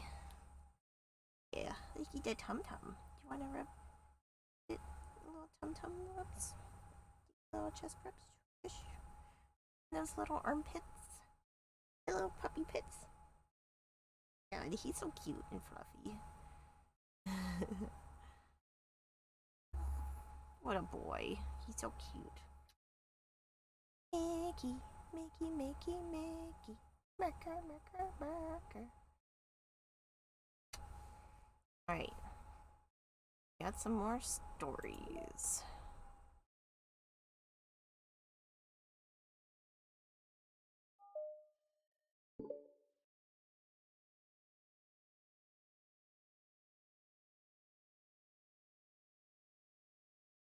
Alright.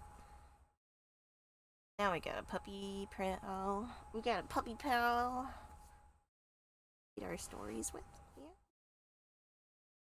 I wanna be my little puppy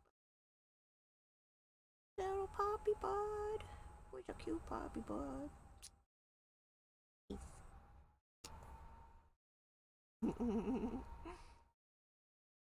What a boy. He's so cute. Alright. My stinky boy. And we might get through the rest of these today.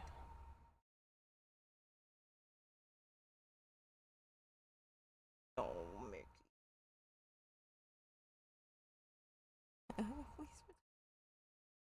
He's just a baby. Just a little guy.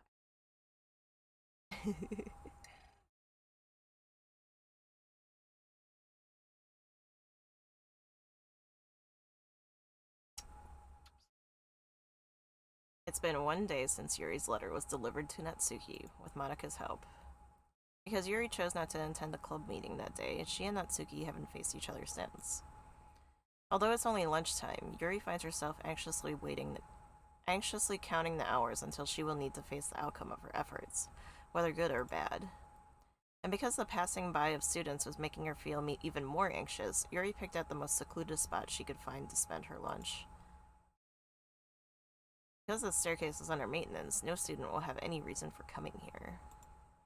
It's such a relaxing feeling to have a moment of solitude in the middle of a frantic school day.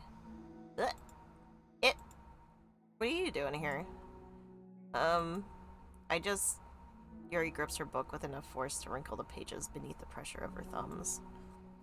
Well, what are you doing here? I just came to get a drink from the vending machine. The other one is out of the drink I likes. Yuri noticed Natsuki fidgeting with a few coins between her fingers. She nods, avoiding eye contact. Natsuki, also looking away, shuffles over to the vending machine. It's so quiet that every one of her movements seem to reverberate through the entire stairwell. After far too long, she finally receives her beverage, which she then fidgets with in place of the coins.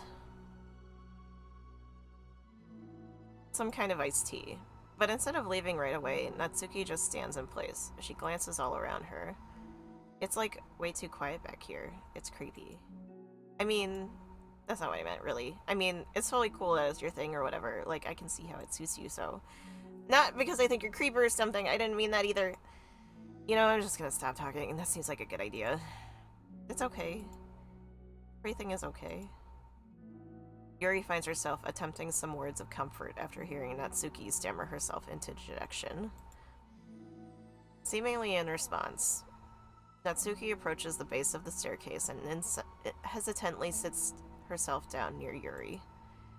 Well, I can leave if you want. Yuri shakes her head. Natsuki twists the cap off her drink and takes a sip. Despite receiving Yuri's general permission, Natsuki doesn't say anything more. Yuri continues to read, or at least pretends to. The two just sit there for a long time. The tension seems to fade a little bit as time passes. Even without any words, this seems to mean at least something, though it's not clear what it may be. Lunch ends more quickly than expected. Natsuki is the first to stand up with her empty drink bottle. Are you coming today? To the club? Yuri nods. I'm sorry for being so awkward. I'm really bad at talking about this stuff. I just can't for some reason. I don't know why. But I want to, eventually. There's no rush. I promise. Thanks.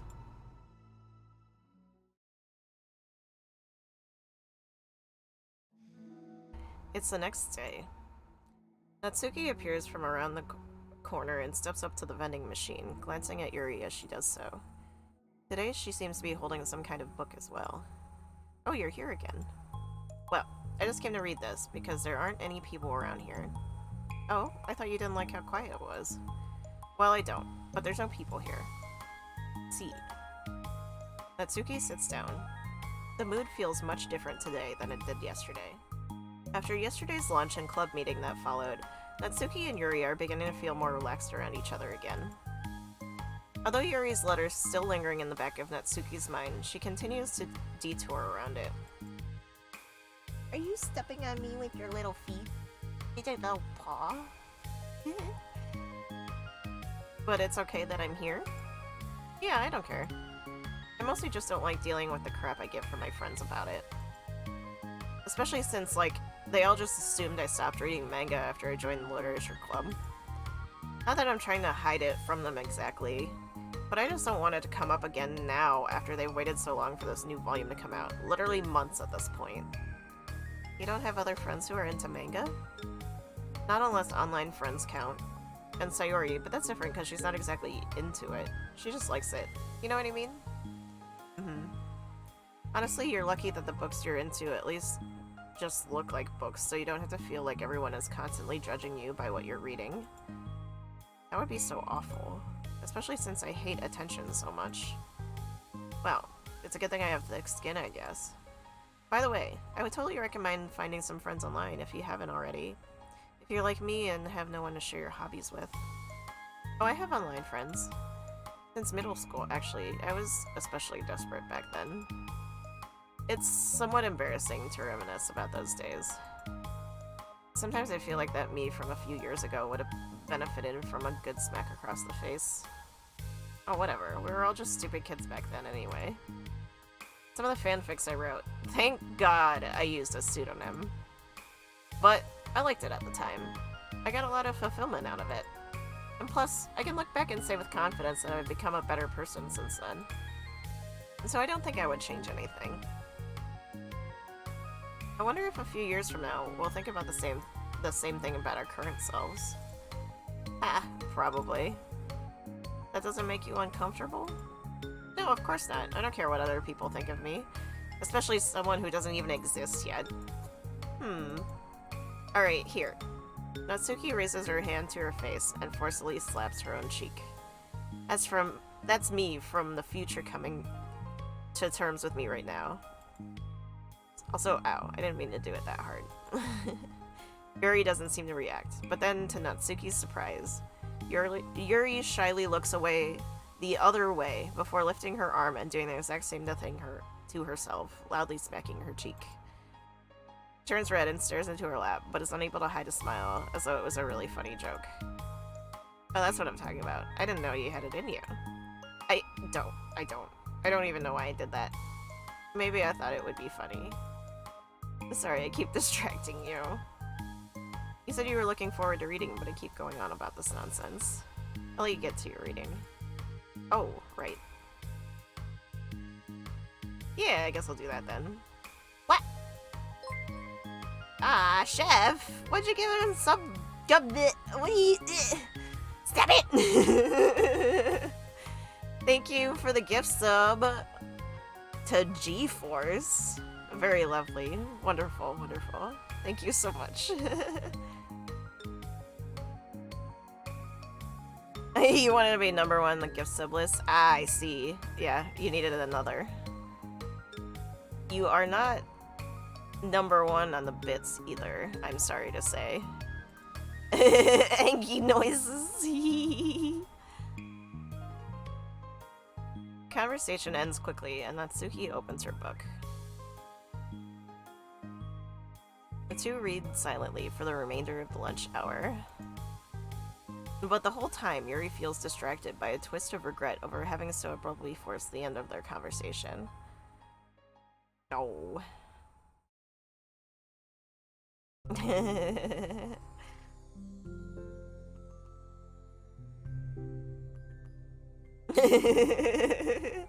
You really have to set your profile picture on Twitch. Me. Why? Chef. It makes it really hard to find you when I'm doing crime. It does a little bit. I don't know. What? Ah! Excuse you, that's not what I meant. I didn't mean give me bits, you nerd. Wow, thank you. Oh my god, that's so many biddies, dude. You're still not number one. Bish.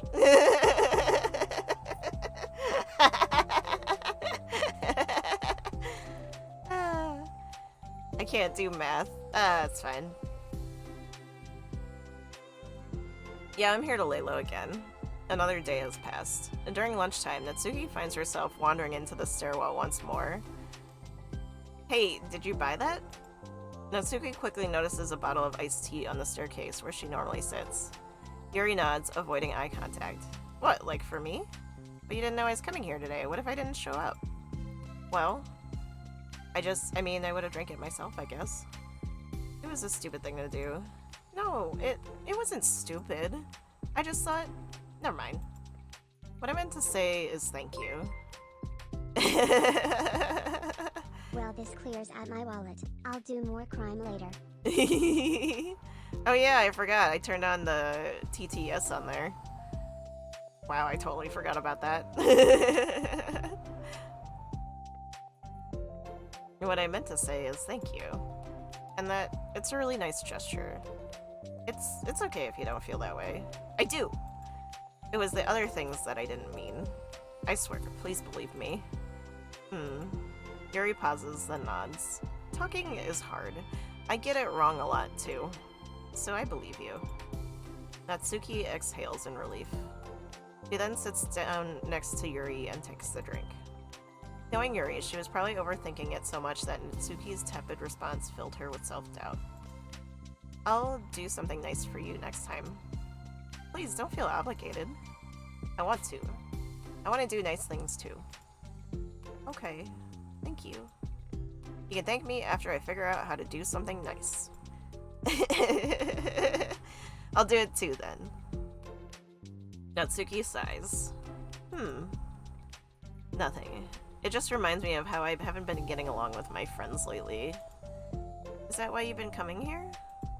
Well, no, not exactly. I haven't been avoiding them on purpose or anything. There are just other things I'd rather be doing during lunch lately.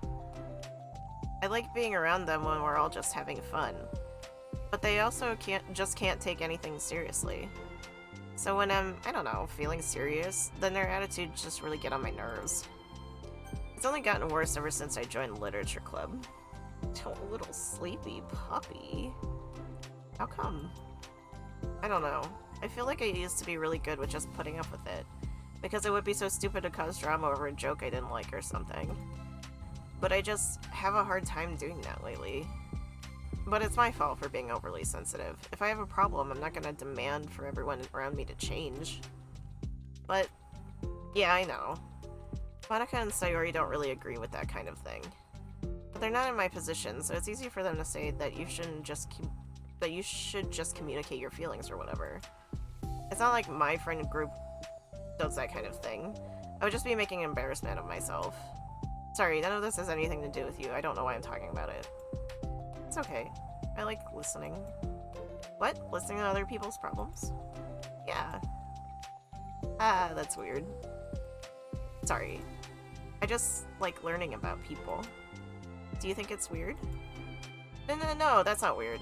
I probably just misunderstood, so... I don't know. Does that mean I should keep going? If you'd like. Okay. Well, I don't know what to talk about now. What are some things that you like about your friends? A lot of things. I mean, they're really fun to hang out with, like after school and on the weekends. And they really like my baking. And it's fun to complain about school together. They make me laugh a lot. And we have a lot of good memories and inside jokes. Oh. About a lot of those things. So? Are those all things that are important to you? Well, kind of. But they're not things I need to get out of everybody. Everyone in the club is really different from that, but I'm still friends with them too. Well, Sayori really likes your baking. And she makes you laugh. And she complains a lot. That doesn't mean she's anything like my other friends. Well, unlike them, she's a nice person who cares about your feelings. Excuse me? How about you don't talk that way about my friends that you don't know anything about? Natsuki stands up. No, wait. I'm sorry, I didn't mean it. I didn't want to say something bad. Please don't leave. Natsuki sighs and shakes her head. It's fine. As long as you understand that you can't just judge people like that. I'm sorry. Natsuki sits back down. You can't just compare friends like that, and like, measure who's better than who. Everyone's different. I'm sorry. I just don't like when... I just don't like people who want to hurt you. A moment of silence stretches between them. You don't want to hurt me. We just like to tease each other about stupid things. It's fun. I don't like that. And that's why I'm friends with them and you're not. You like it? Just don't worry so much about me. It's not worth it. Sorry. I wish I knew how to help with social conflicts. Like how Monica can. She's good at those things. Not really.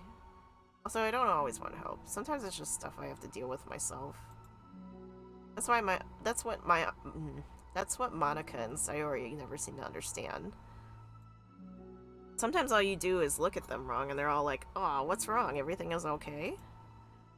Is everything okay? I just want to mind my own business sometimes and decide myself if I want to talk about things. The only one who understands that is you. So you really shouldn't be so hard on yourself. You're not as bad as you think. Oh, you don't need to reassure me or anything. I mean that. Plus, it makes sense that someone who doesn't talk a lot would make a good listener.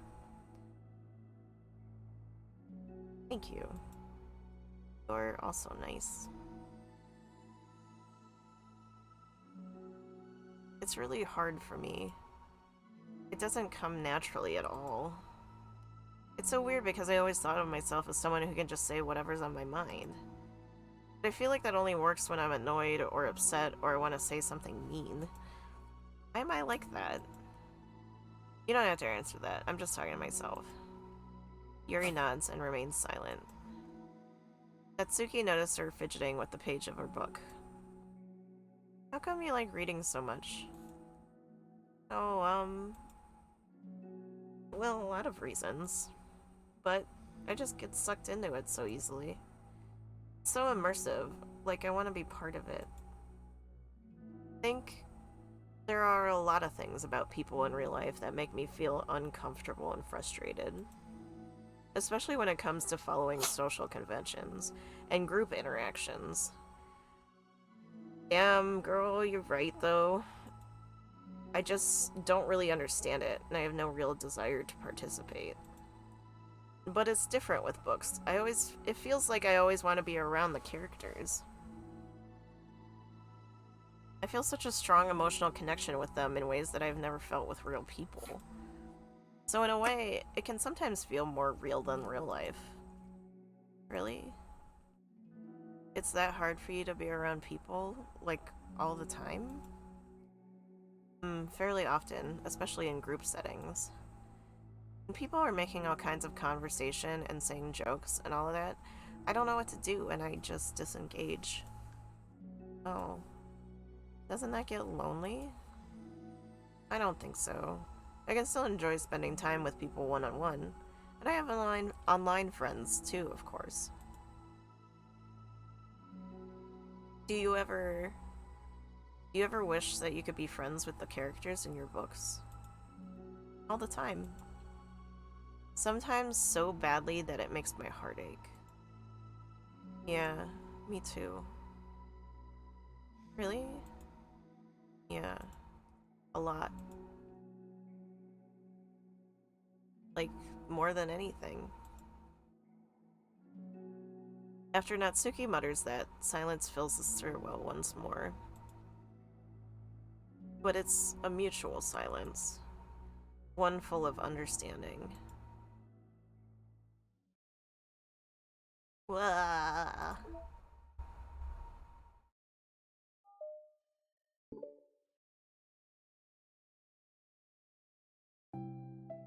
Hey. Oh, hello. I almost thought you weren't coming today. Hey, Mickey. They got a little puppy over here. The puppy. The puppy. Yeah, well, lunch is already more than halfway over. Natsuki had typically been meeting Yuri in the stairwell much earlier, since it had been a good way of dodging her friends when she didn't feel like seeing them. Today, she's holding a large plastic container in both hands. I ran into my friends, so I hung out with them for a while. Is that so? Yeah. I was in a good mood today, so I figured I should. I hadn't seen them in a while, which I had to come up with an excuse for, but I expected that. Plus, I have way more of these than I know what to do with, so I figured I'd share them too. As she sits down, Natsuki opens the lid of her container. You make cupcakes. You know it. It's been a while at this point, so I figured it was about time again. You can take one if you want. Yuri takes a cupcake and carefully twirls it between her fingers. It's brown, with dark green frosting immaculately shaped into a floral pattern and topped with some kind of glittery powder. How pretty. I just ate, so I may not be able to finish it. Are they for the club? Yeah, I guess so. Didn't really think about it, I just made them. Ah, I just thought that because green is Monica's favorite color, right? Well, yeah, but that's not really... Yuri takes a small bite. This is green tea flavored. I love green tea. Oh, do you? It was just a random idea I wanted to try, so... Hehe. Don't laugh at me. I'm not. I just felt happy. Oh, sorry. Usually when... Never mind. What I mean is that I'm glad. Sorry for saying dumb things again. I just wanted to do something nice. And this is something I happen to be good at. And I do know that you like them, from past experience. Yuri turns red, recalling the time she treated herself rather generously to Natsuki's cupcakes. Ironically, her mouth is too full of cupcake for her to stammer an excuse, so she just settles for a disapproving look. How did you get into baking? Oh, well, I don't know, it just kinda always appealed to me. Well, a few years ago, I was reading this one manga with a lot of baking, so I got like super into it for a while. I was probably making stuff almost every day. But it's something that I always knew I liked anyway, so it's like baking is an art. But when you get good at it, it gets more delicious too. I'm struggling to imagine myself putting my heart into something so artistic, knowing that it would just be eaten afterwards. Ha, yeah, maybe you're too practical for it. I think I prefer to be on the receiving end. That's my other favorite part of it. It's something I can do that makes a lot of people happy, like, unconditionally. Everyone's always so thankful, and in that moment you get to be like the bringer of joy. I don't know, it just makes me feel valued? Yeah, I guess that. So you were able to make up with your friends today? Hey, you wanna sit up here? Come here. Wanna sit in my lap, buddy?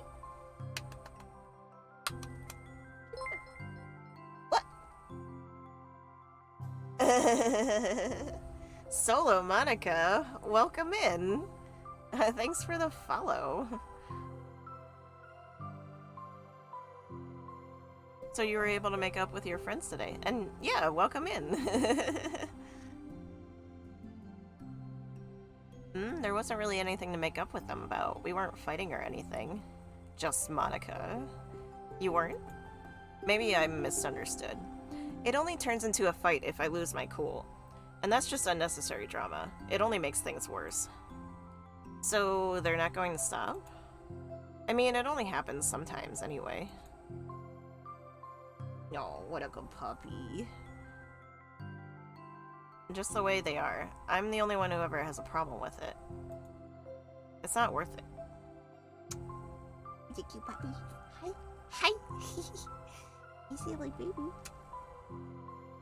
Especially since I have somewhere to go now when I don't feel like hanging out with them. Oh. I see. The cupcake's empty foil wrapper audibly crinkles as Yuri clenches a fist. I'm glad that the situation is resolved. Lab Falter, have a good night and sweet dreams. Best of luck. Take care. I hope you have a lovely evening. I'm glad that the situation is resolved. And that you don't have to avoid them anymore. Yeah, me too. And I don't have to bother you doing your alone time anymore. I'm sure you have a lot of reading to catch up on. Yeah. I know that cupcakes are basically nothing compared to all the stuff you've done for me. But it's the best I can do. You can have the rest of them. Natsu grabs the box and slides it over to Yuri's feet. Yuri stares at the box. Then she shakes her head and slides them back. You should save them for your other friends. But I made them for you. Suki's voice whines as she protests. I know. And I like them very much, exactly as you thought. You succeeded. But I know you care about making your other friends happy too. And if this is the way you know how to make them make that happen, then I'm not going to take it from you. No, they were for making you happy. You make me happy. You're worth more than cupcakes to some people. That's why they want to spend time with you. And be your friend. Without warning, tears pour from Natsuki's eyes. She pulls her knees to her chest and starts sobbing into her arms. Natsuki, I'm such a bad person. Yuri stammers, feeling panicked. I didn't mean to say something bad. Natsuki shakes her head and wipes her eyes. You didn't. I just... Natsuki tries to choke back her sobs, but struggles to speak through them. I just really hate myself sometimes, and it feels so wrong when you say those nice things to me. Ugh, I have feelings about this too, god damn it! It is so hard for me to take compliments because I was taught to hate myself as a child. My own feelings. So for a long time, it took me a long time to accept nice things from people. Nice. When they say that I'm a nice person, it's hard for me to believe that, but I don't know. Part of evaluating my trauma and learning to listen to my own feelings was a lot of accepting compliments and gifts. Like, when when you're taught from a really young age that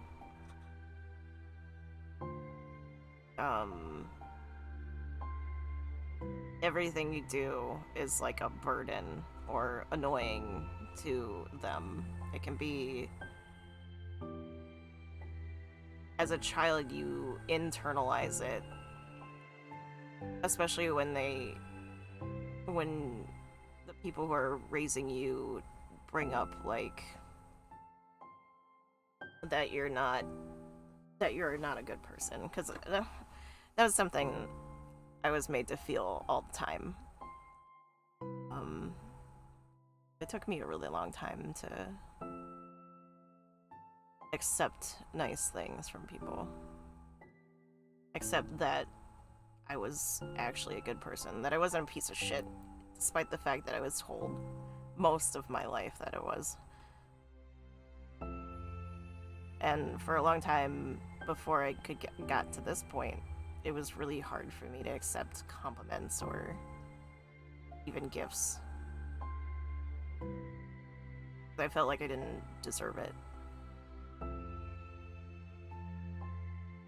Like, I don't deserve it. Yep, Natsuki. I'm sorry. No, I am. I'm so difficult. And I can't think of even a single thing about myself that somebody would like. And I hated myself for bothering you during lunch. I just thought it was my chance to be a good person, like, to be nice and do the things that you wrote about in the letter. I knew if I tried in the club, Sayuri and Monica would be super annoying and make a huge deal out of it. You know, I think a lot of those negative things, too, about myself.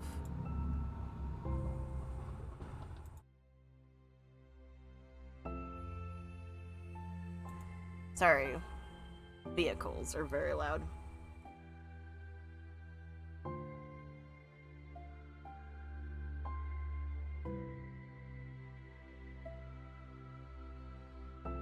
I never felt like a good person. I always scrutinize everything I say, and later I feel like I said all the wrong things. Yep, that was something I did all the time. And I just spent so much time thinking about myself, hating myself, and feeling like everyone must hate me too.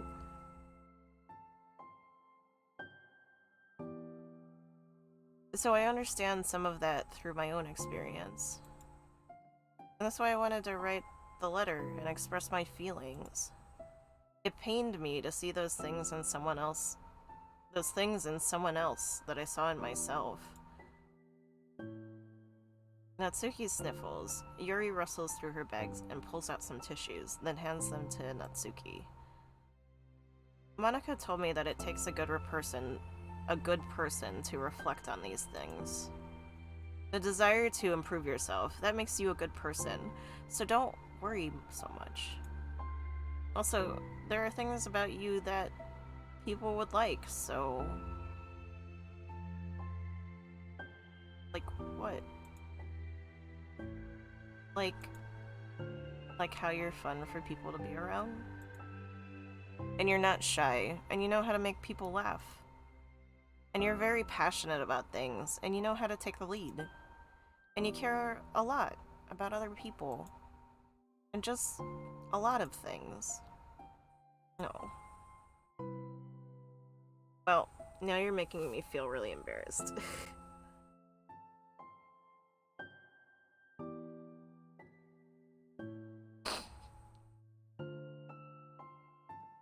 Don't try to lick my face. I'm not crying. You cannot lick my face.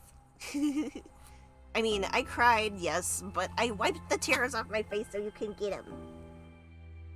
Yeah, who you think you are? Who you think you are? Little goose. She's a little goose, baby. Well, now you're making me feel really embarrassed.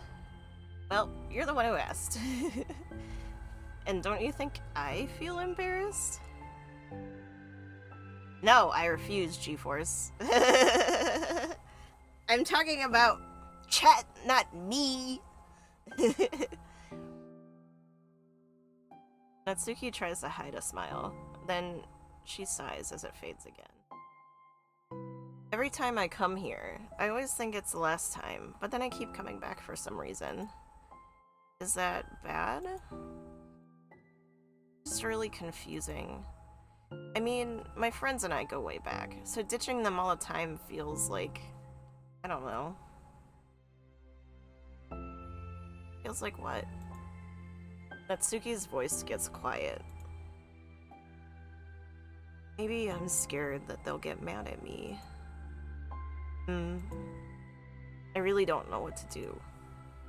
She pauses. Yuri stares into the distance, tracing her eyes along the patterns of the floor tiles while she thinks herself. What would you do, hypothetically, if your friends were happy for you instead of mad at you? Happy for what? Happy that your new club is making you happy. Well, that's just not a fair hypothetical. Natsuki says that, but with little confidence in her voice. I always told myself that I don't rely on the approval of others to be happy. And I still feel that way, but I'm spending time with people who put me down whenever I don't have their approval. That's probably what's making me feel so confused. Because I'm threatened out of the things that should make me happy. So no matter what, it's like I have to be unhappy to be happy. It's making my head hurt.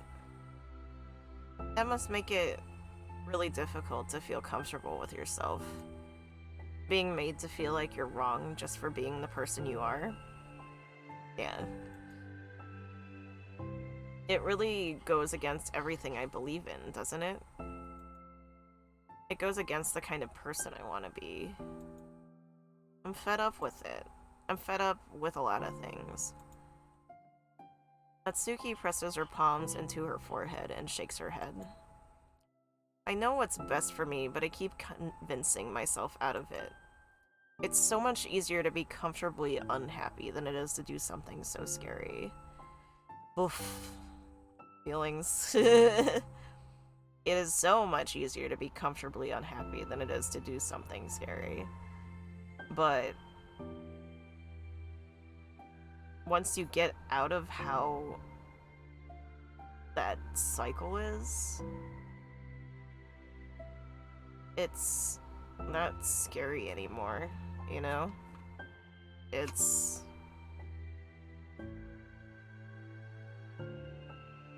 was freeing to cut out people in my life that made me so confused about who I was and what I care about.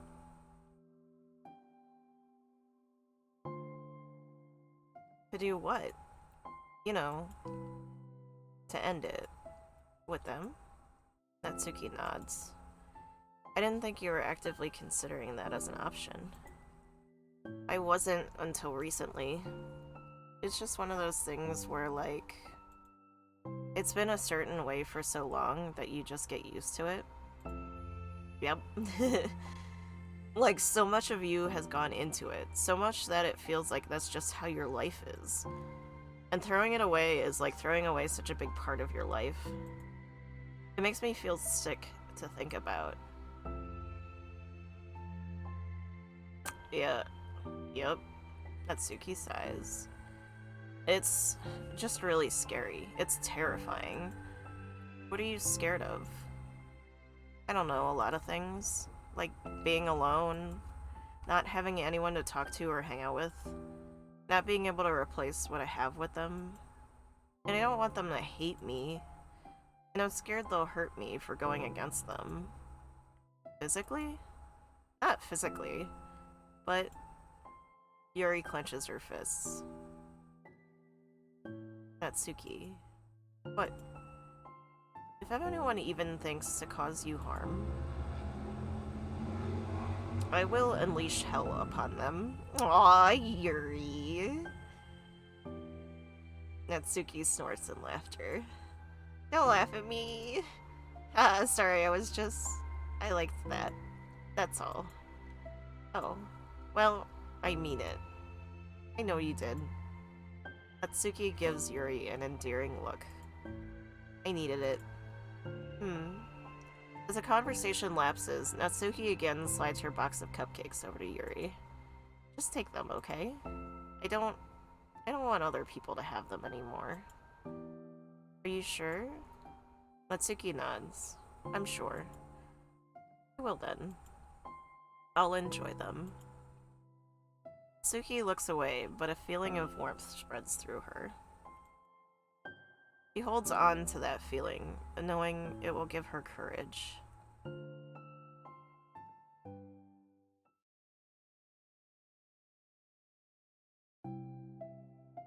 Ah, you're here first today. And you brought reading material. Natsuki is sitting in her usual spot, this time holding a volume of manga while her lunch sits beside her. Yuri sits down as well and opens her own book. It sucks when a good series has to come to an end. Like, it's such a big part of your life, and then one day there's just nothing left.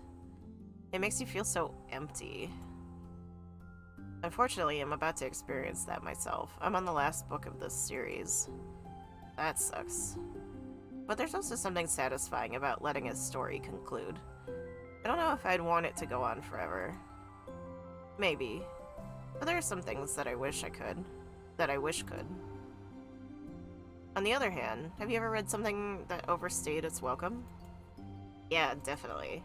I can think of at least one thing I read that got pretty unbearable like halfway through, and the ending really, really sucked. So it sucks when something good has to end, but it also sucks when they just keep inventing more plots until you don't like it anymore. Same though. I guess it sucks either way. Well, that's the nature of all things. They come to an end. The two fall silent. They slowly eat while making their way through their respective reading material. Except Natsuki doesn't seem to be touching her food at all. You don't go out during the weekends, right? Excuse me? Like with friends, at the mall or downtown or whatever? I'm not a total shut-in, you know. Oh, my bad for making assumptions. Well, I'm sure I go out less often than other people. Like you and others in the club. I don't really meet with friends and arbitrarily spend time like that. I'm usually meeting with my board game group. Board game group? It doesn't matter, it's just more nerdy stuff. Why do you ask anyway? I was just curious. I just realized I couldn't picture it, so I was just curious. So Yuri looks at Natsuki and realizes that she's shaking. Don't look at me like that. Sorry. Natsuki pulls her knees into her chest and puts her head down. I can't take this. Did I do something? Yuri gets flustered, her mind racing over what she may have said or done. I did. I ended it. I texted them earlier telling them. And then I just block them because I'm so afraid of their responses. And now it feels like I'm dying inside. Oh. That's... sorry. Totally unsure of what to do, Yuri can barely find any words of support to offer. Meanwhile, the sound of Natsuki's unusually hard breathing fills the air. Then she speaks again, barely above a whisper. Oh, help me. I feel sick and I want to hit my head against things. Please help, I can't take this. You may be having a panic attack. With that realization, Yuri's demeanor suddenly changes. I have experience with this, so I'll help you through it, okay? Natsuki meekly nods through her rapid breath, head still buried in her knees. Yuri slides over to Natsuki and sits on the step behind her. Then she puts her hands on Natsuki's shoulders. Hey, Mickey, quit trying to lick my face, you big stinky butt.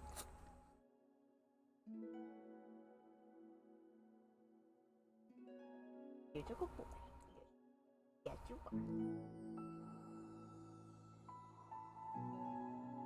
are. Can you feel my hands? Natsuki nods. Her shaking becomes more apparent through Yuri's sense of touch.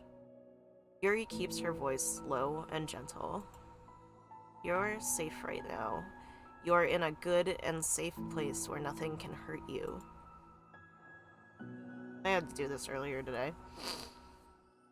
Natsuki nods once more. Although Yuri is only touching Natsuki's shoulders, she can practically feel her racing pulse through the base of her neck.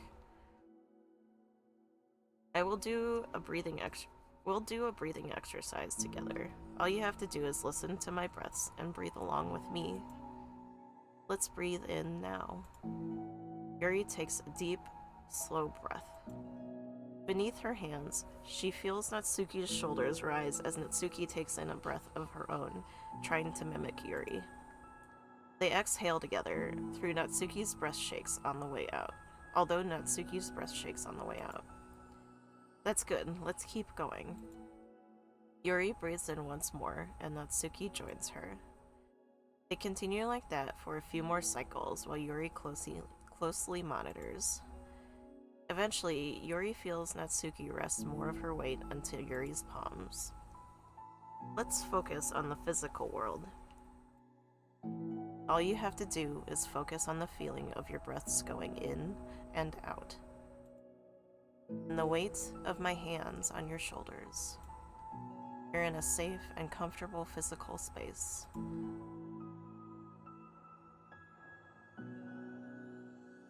Minutes pass in silence. By now, the worst of it has passed, but Yuri is determined not to move away until Natsuki prompts her to. Meanwhile, Natsuki has lifted her head off her knees, and her breathing has mostly steadied. And she takes a final deep breath and slowly pulls herself to her feet, causing Yuri to let go. Stretches her arms. I'm sorry, I didn't mean to freak out. I didn't know what my deal is. You don't have to apologize. This must be enormously stressful for you. Is that going to keep happening? It may or it may not. We can take measures to help prevent it in the future, but I think it will naturally get better over time. Natsuki motions to sit back down again, so Yuri moves over. Yuri turns away to pick up her open book from the dusty floor, which she had hastily set down earlier. She brushes the dust off the cover. I don't think I could have gotten through that alone. You're not alone. Feeling shy again, Yuri speaks into her own lap. From now on, you don't have to do anything alone. As she says that, Yuri tenses up. It's rare for her to so openly share her thoughts. But something about Natsuki, of all people, makes it feel so much more natural to do so. Perhaps because, like Yuri, Natsuki is so timid and uncertain of herself. Natsuki does a good job at hiding it, that it's taken a long time for Yuri to finally realize it. And because of that, Yuri is able to deliver the reassurance that she herself would have wanted. Demonstrating that you deserve the love of others. If you can accept that for the first time, then perhaps you can begin the tumultuous journey of learning to love yourself. They're so cute! Stop it! Do you really mean that? You're probably gonna regret saying that if you do. How so? Because I'm probably gonna have a lot of free time during the weekends from now on. So you're giving me permission to be as annoying as I want and drag you around to a lot of places. I see. But you already said it, so you can't take it back now. Well, I suppose I have no choice but to accept that responsibility then.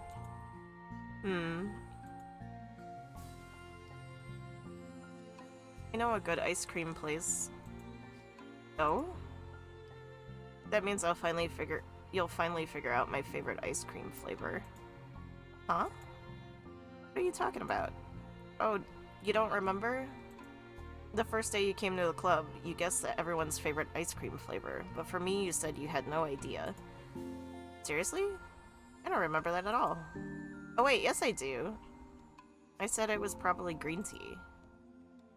Yuri shakes her head. It's a good guess, but my favorite is usually to get chocolate and raspberry together. Oh, that's really good. Chocolate and raspberry? How fancy. How is that fancy? Oh, I don't know. I feel like I should have guessed something like that. Well, maybe next time I'll try chocolate and strawberry. Hey, strawberry is my favorite. What a coincidence. I think it helps to have something to look forward to. I still have the sick feeling in my stomach. But it's easier now to convince myself that I did the right thing. Is there anything better I could be doing? Not that I know of. There's nothing that will make this easy for me. You already did more than I thought anyone could. Come to think of it, we never talked about the letter you wrote. But I feel like we're way past that at this point. I don't even know what to talk about. Except that I think it helped me understand my needs a little bit better. The way I like to be treated. And the kinds of friends that I wanted to have. That's why I wanted to start coming here in the first place, even though I was so scared of causing more problems. I thought it was a coincidence that you ran into me here. I thought it was a coincidence that you ran into me here initially. Oh, well, not exactly. What do you mean? Nothing. I may have tracked you down first. With the help of Sayori. That's what you said. I was shy, okay? I wasn't ready to, like, whatever. You know what I'm saying. Well, I guess I'm glad that you worked up that courage. Even if it was in your own way. I can tell that you've been making a lot of difficult decisions. It's brave, and it will make things better in the long run. I think anyone would be proud of you for it. Anyone? You mean, like you? Yes. Like me. No. She's biting her lip and being cute face. You know, I could get used to this. As long as you don't tease me too much. Fine. Just a little then. That's fine. I know how uncertain everything feels to you right now, but I really do think good things are in store. Those are my honest feelings. Thanks. It feels nice to be reassured. The two girls continue their conversation through the remainder of lunch. But a new feeling hangs in the air, a feeling of greater certainty in their path forward. In just a few hours, there will be another literature club meeting, where the 4 club members will happily spend time together. Each of them, with all their own special qualities, have something unique that they can deliver to one another. Through friendship and literature, the club members will continue to grow and find new happiness together. At the end of each chapter is the start of a next. Yuri thinks to herself. Since she's about to finish her long-running series, it would be best to have a new book lined up. Perhaps this weekend would be a good time to visit the bookstore. Together. They're so cute! Wait. I know I have... So those are the poems. The CGs. Yeah. It's so cute.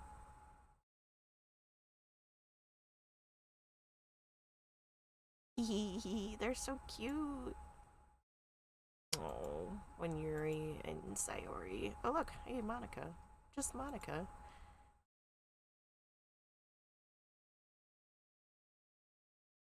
Cute. Alright, we have one more story, but my dog needs to go outside again. So we're gonna transition to BRB screen. And we'll be back real quick.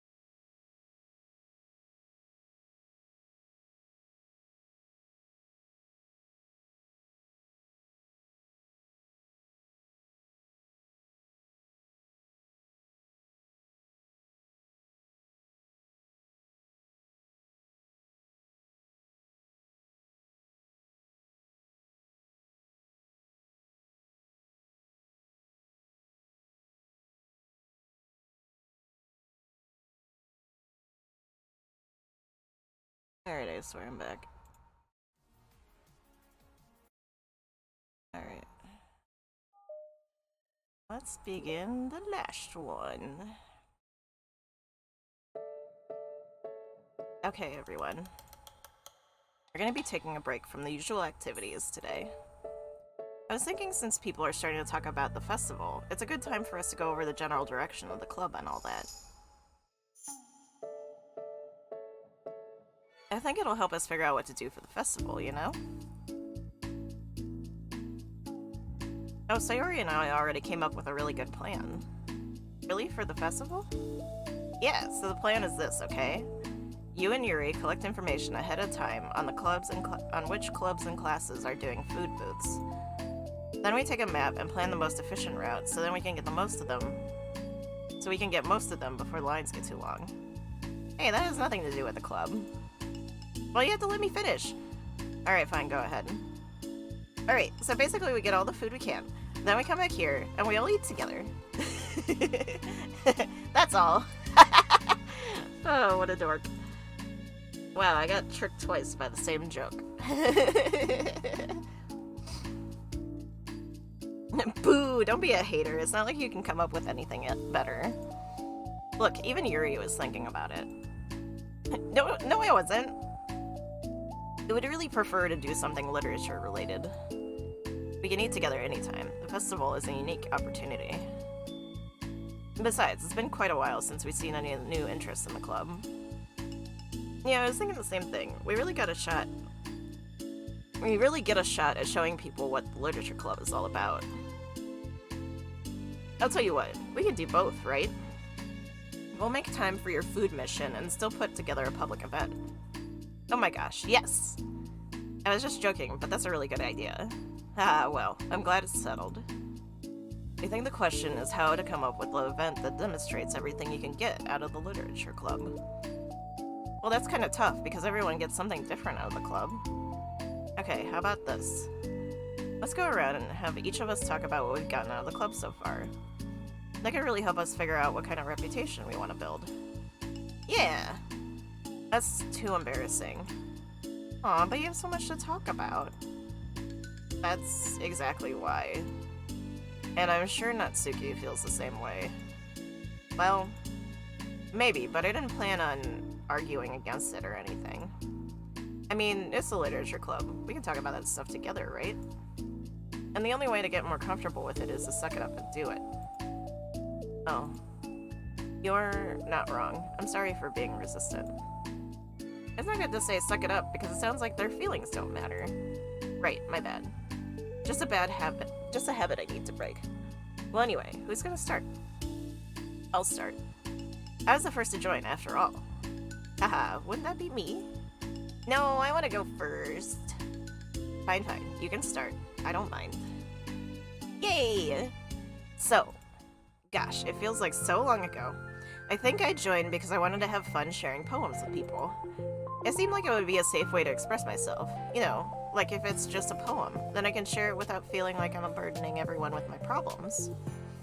And I thought it would be a really good way to get to know other people too. So yeah, I was really surprised when I walked in and it was just Monica. Just Monica. And she was sleeping. Don't remind me of that, oh gosh. Yeah, but it seemed like so much fun to help start a new club. Especially since writing helped me so much. I want to see it help other people too. But it ended up being me who was inspired, because I remember feeling like Monica was just so sweet and mature and that I could trust her with anything. And it made me feel a lot less alone, having someone who knew even the bad things about me. And at that point, I knew the literature club was going to be special for a lot of people. Yeah, I felt the same way. It really helped give the club a more cohesive vision. Yeah, and then Yuri joined, but she was so different from us, and Natsuki too. I think, for Yuri, it really helped me to take the lead before she was able to open up a little. But Natsuki was kind of the opposite, where she wasn't ready to get really close to someone really quickly. I never really thought about that sort of thing. I really feel like I've gotten better at understanding people's different needs. And that makes me really happy, because my friends are just the most important thing to me. And whatever new members we get, I want to help them in those ways too. I don't know if I would have continued coming to the club if it weren't for you. Really? Mm-hmm. I know it wasn't long ago, but it hurts to think about my behavior back then. I was really short-sighted. The only reason I came was to find others who were in a fantasy. I suppose that was my idea of making friends with people. And I remember feeling uncomfortable because you and I have such different energy. I had such a specific idea of the kind of person I could be friends with. So when Sayori tried so hard to get to know me, I felt like I was just wasting her time. I think I was naive to assume that similar interests were the key component of friendship. Sayori and I were able to be friends because she always thinks of the needs of other people. That's something I never knew how to do or even thought to do. But I stayed in the club, thanks to that. And then I started trying as hard as I could to understand people better. You really went above and beyond when it came to that. I was just super impressed.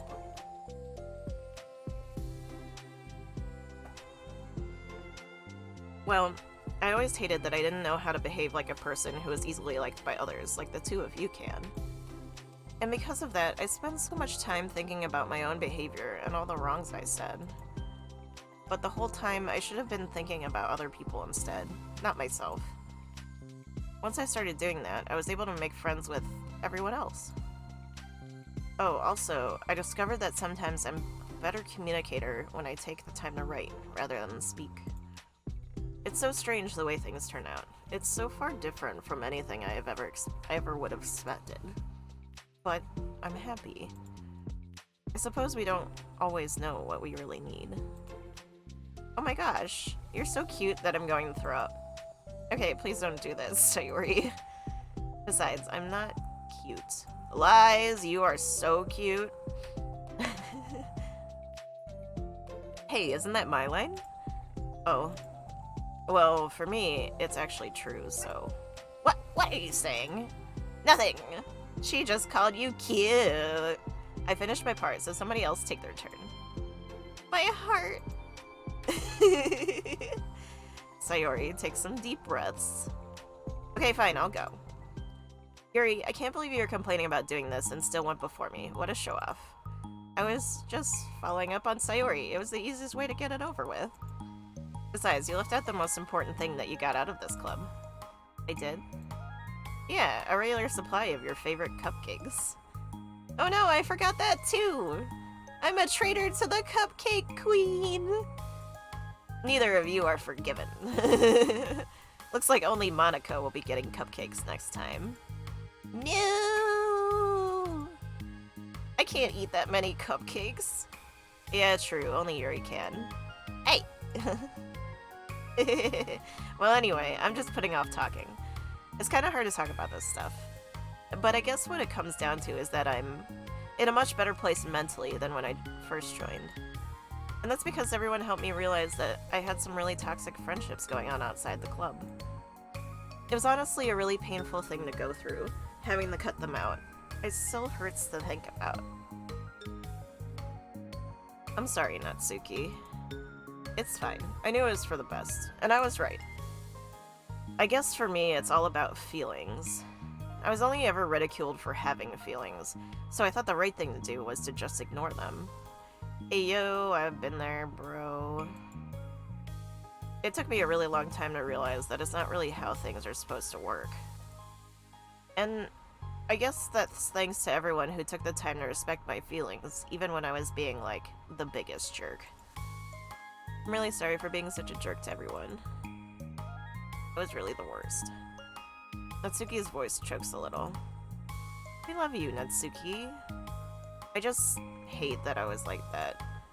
Everyone did so much for me, and I could never do anything in return. That's not true. Natsuki, you've done a lot more than you think. This club really wouldn't have been the same without you. I mean that. It looks like they're holding hands. Hee. Remember how judgmental I was when you first showed up? It was like I couldn't accept anything other than my own idea of what a literature club was supposed to be. Apparently, that was more important to me than the opportunity to bring you some happiness. It really taught me that anything that makes someone happy is worthy of respect. You even inspired me to start playing the piano. That's something that means a whole lot to me. So there's no need to put yourself down. Okay. Atsuki wipes her eyes. You help me a lot too. It's so much fun to have you around, and you help me become a better person. And having a problem doesn't make you needy or inconvenient. It means that there's something that needs to be better for you, and you always deserve that. Ah, that's so true, Sayori. Why are you so lovely? I agree.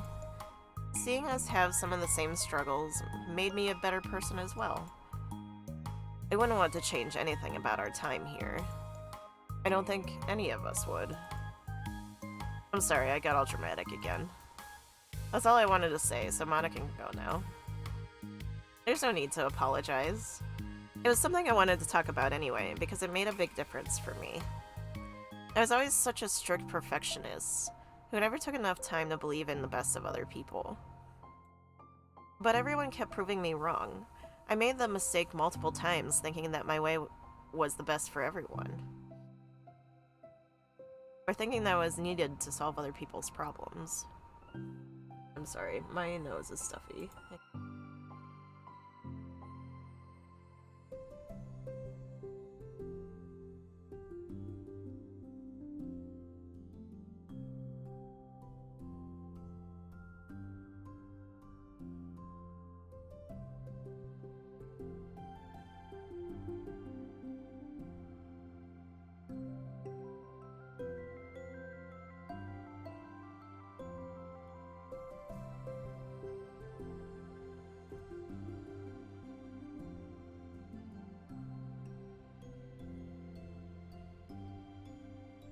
But I think being a leader means that you have to acknowledge that you're not perfect, and that the best thing you can do is help guide people rather than do everything for them. We're all good people, we're all equals. I think that's the most important thing I've gotten out of the club, realizing what that really means. Sayori, what are you doing? I'm sorry.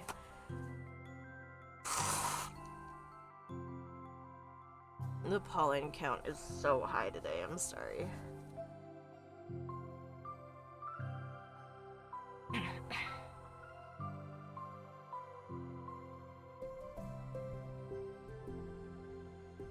Nah. I just thought that we should be writing some of these down. Things about the club that are valuable to us. With a piece of chalk in her hand, Sayori writes the word trust on the chalkboard. Hang on.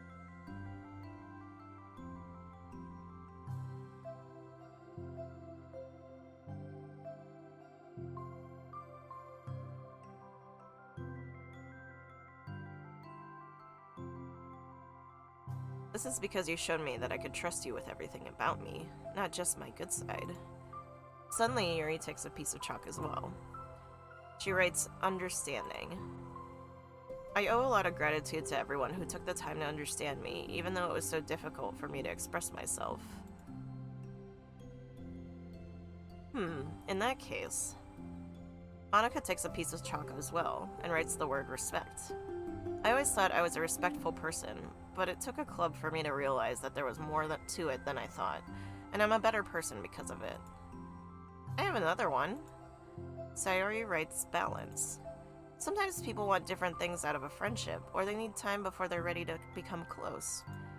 And it's important to keep those things balanced between you and the other person. That reminds me. Yuri writes reflection. I've always been a reflective person, but most of it has been nothing more than hating myself for all the things I did wrong. Once I started reflecting on other people and not just myself, a lot of things changed for me. So I think that's the most important one for me. That's great, we have a whole list of things now. Suddenly everyone turns to look at Natsuki. Well, everyone took the chalk. Don't look at me like that, jeez. You could have just asked. Monika hands her piece of chalk to Natsuki. Then Natsuki sighs and writes self-love. I don't know how far I've gotten with it yet, but it feels like things are at least on the right track. So there That's my contribution. Together, everyone stares at the words on the board. Wasn't this club supposed to be about literature? It is. We still do a lot of literature. Friendship and literature. Yeah, you're right. Friendship and literature. Natsuki and Yuri gently nod as well. Hey, let's all take a picture together. We don't have one yet, right? Hey, you're right. Make sure you send it to me after. Wait, can I brush my hair first or something? Oh, you're fine. You already have the best hair out of all of us. No. Everyone get together. I can fit you all in. Okay. Okay, everyone ready? And click.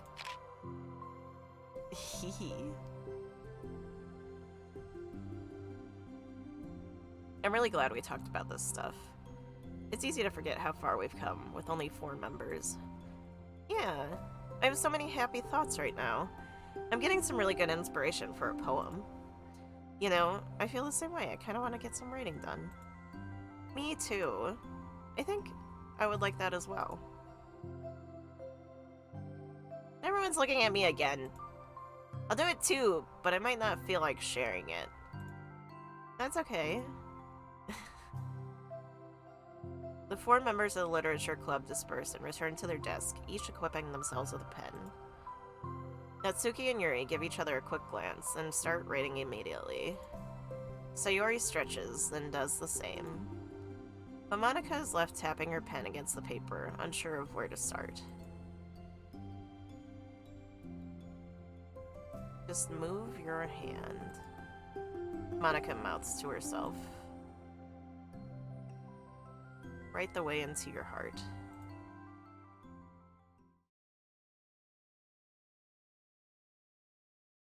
Her mind full of thoughts, memories, and inspiration, Monika navigates past her mental barriers and begins to write. It doesn't matter what, just that it's something new.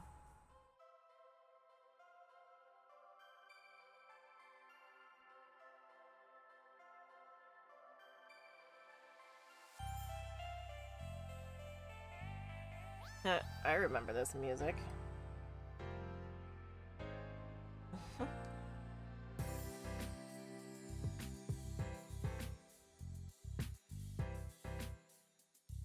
Hey, we finished it. Yay. Thank you, Danny. What a great game.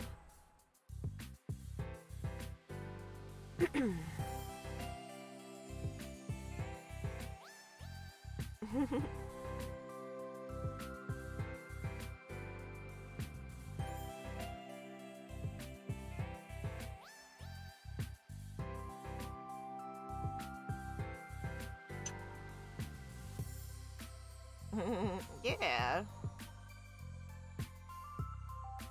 Please shout out that man for his wonderful game. No. We did it. It was really good. I'll have to play the game again at some point.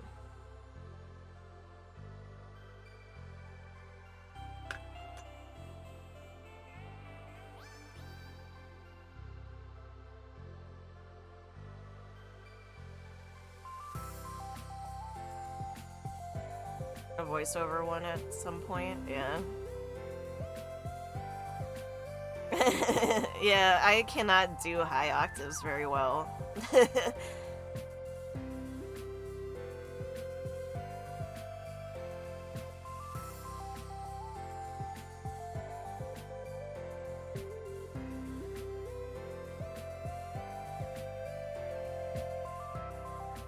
Yeah. I guess I could try doing ooh-woo voices or something. But that just sounds annoying. And it's hard to do, because high is not really my register. Aw, look at them. They're so cute. Yeah. I feel like Yuri would have a voice similar to mine, too. We already looked at the test VM last time. Well, let's see. We can look at pictures. I think there was another one of the... Yeah. So here's the original one. Everyone say cheese, but now everyone make a funny face. Yuri made a mustache out of her hair. Listen, just because Monica is a computer doesn't mean she has to have a robot voice. Well, let's see. How do we look into... Let's move to the stream end. Let's quit out of here. Let's put on a nice music. Yeah, I like this one. Alright, let's see who we can find to raid.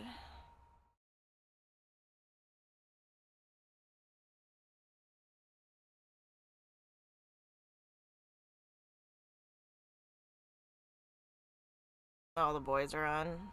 Yeah. I'm gonna see if I have anybody else, though. Yeah, Garm, thanks for coming by and hanging out. I really appreciate it.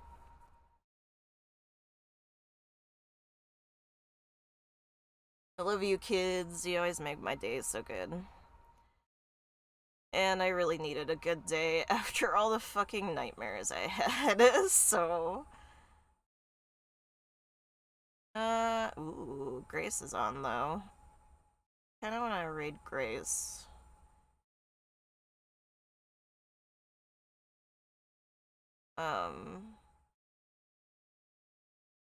Yeah, why don't we do that?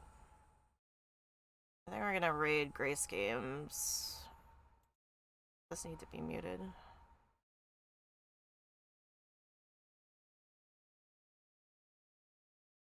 Oh boy, yeah, she just started. Why are you muted? Muted? Alright, yeah, we're gonna raid my friend Grace. She is...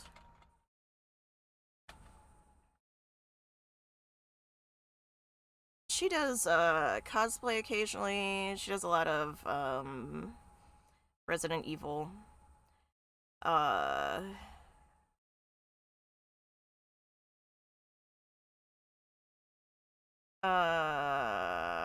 don't know what else to say. Here's the raid thing.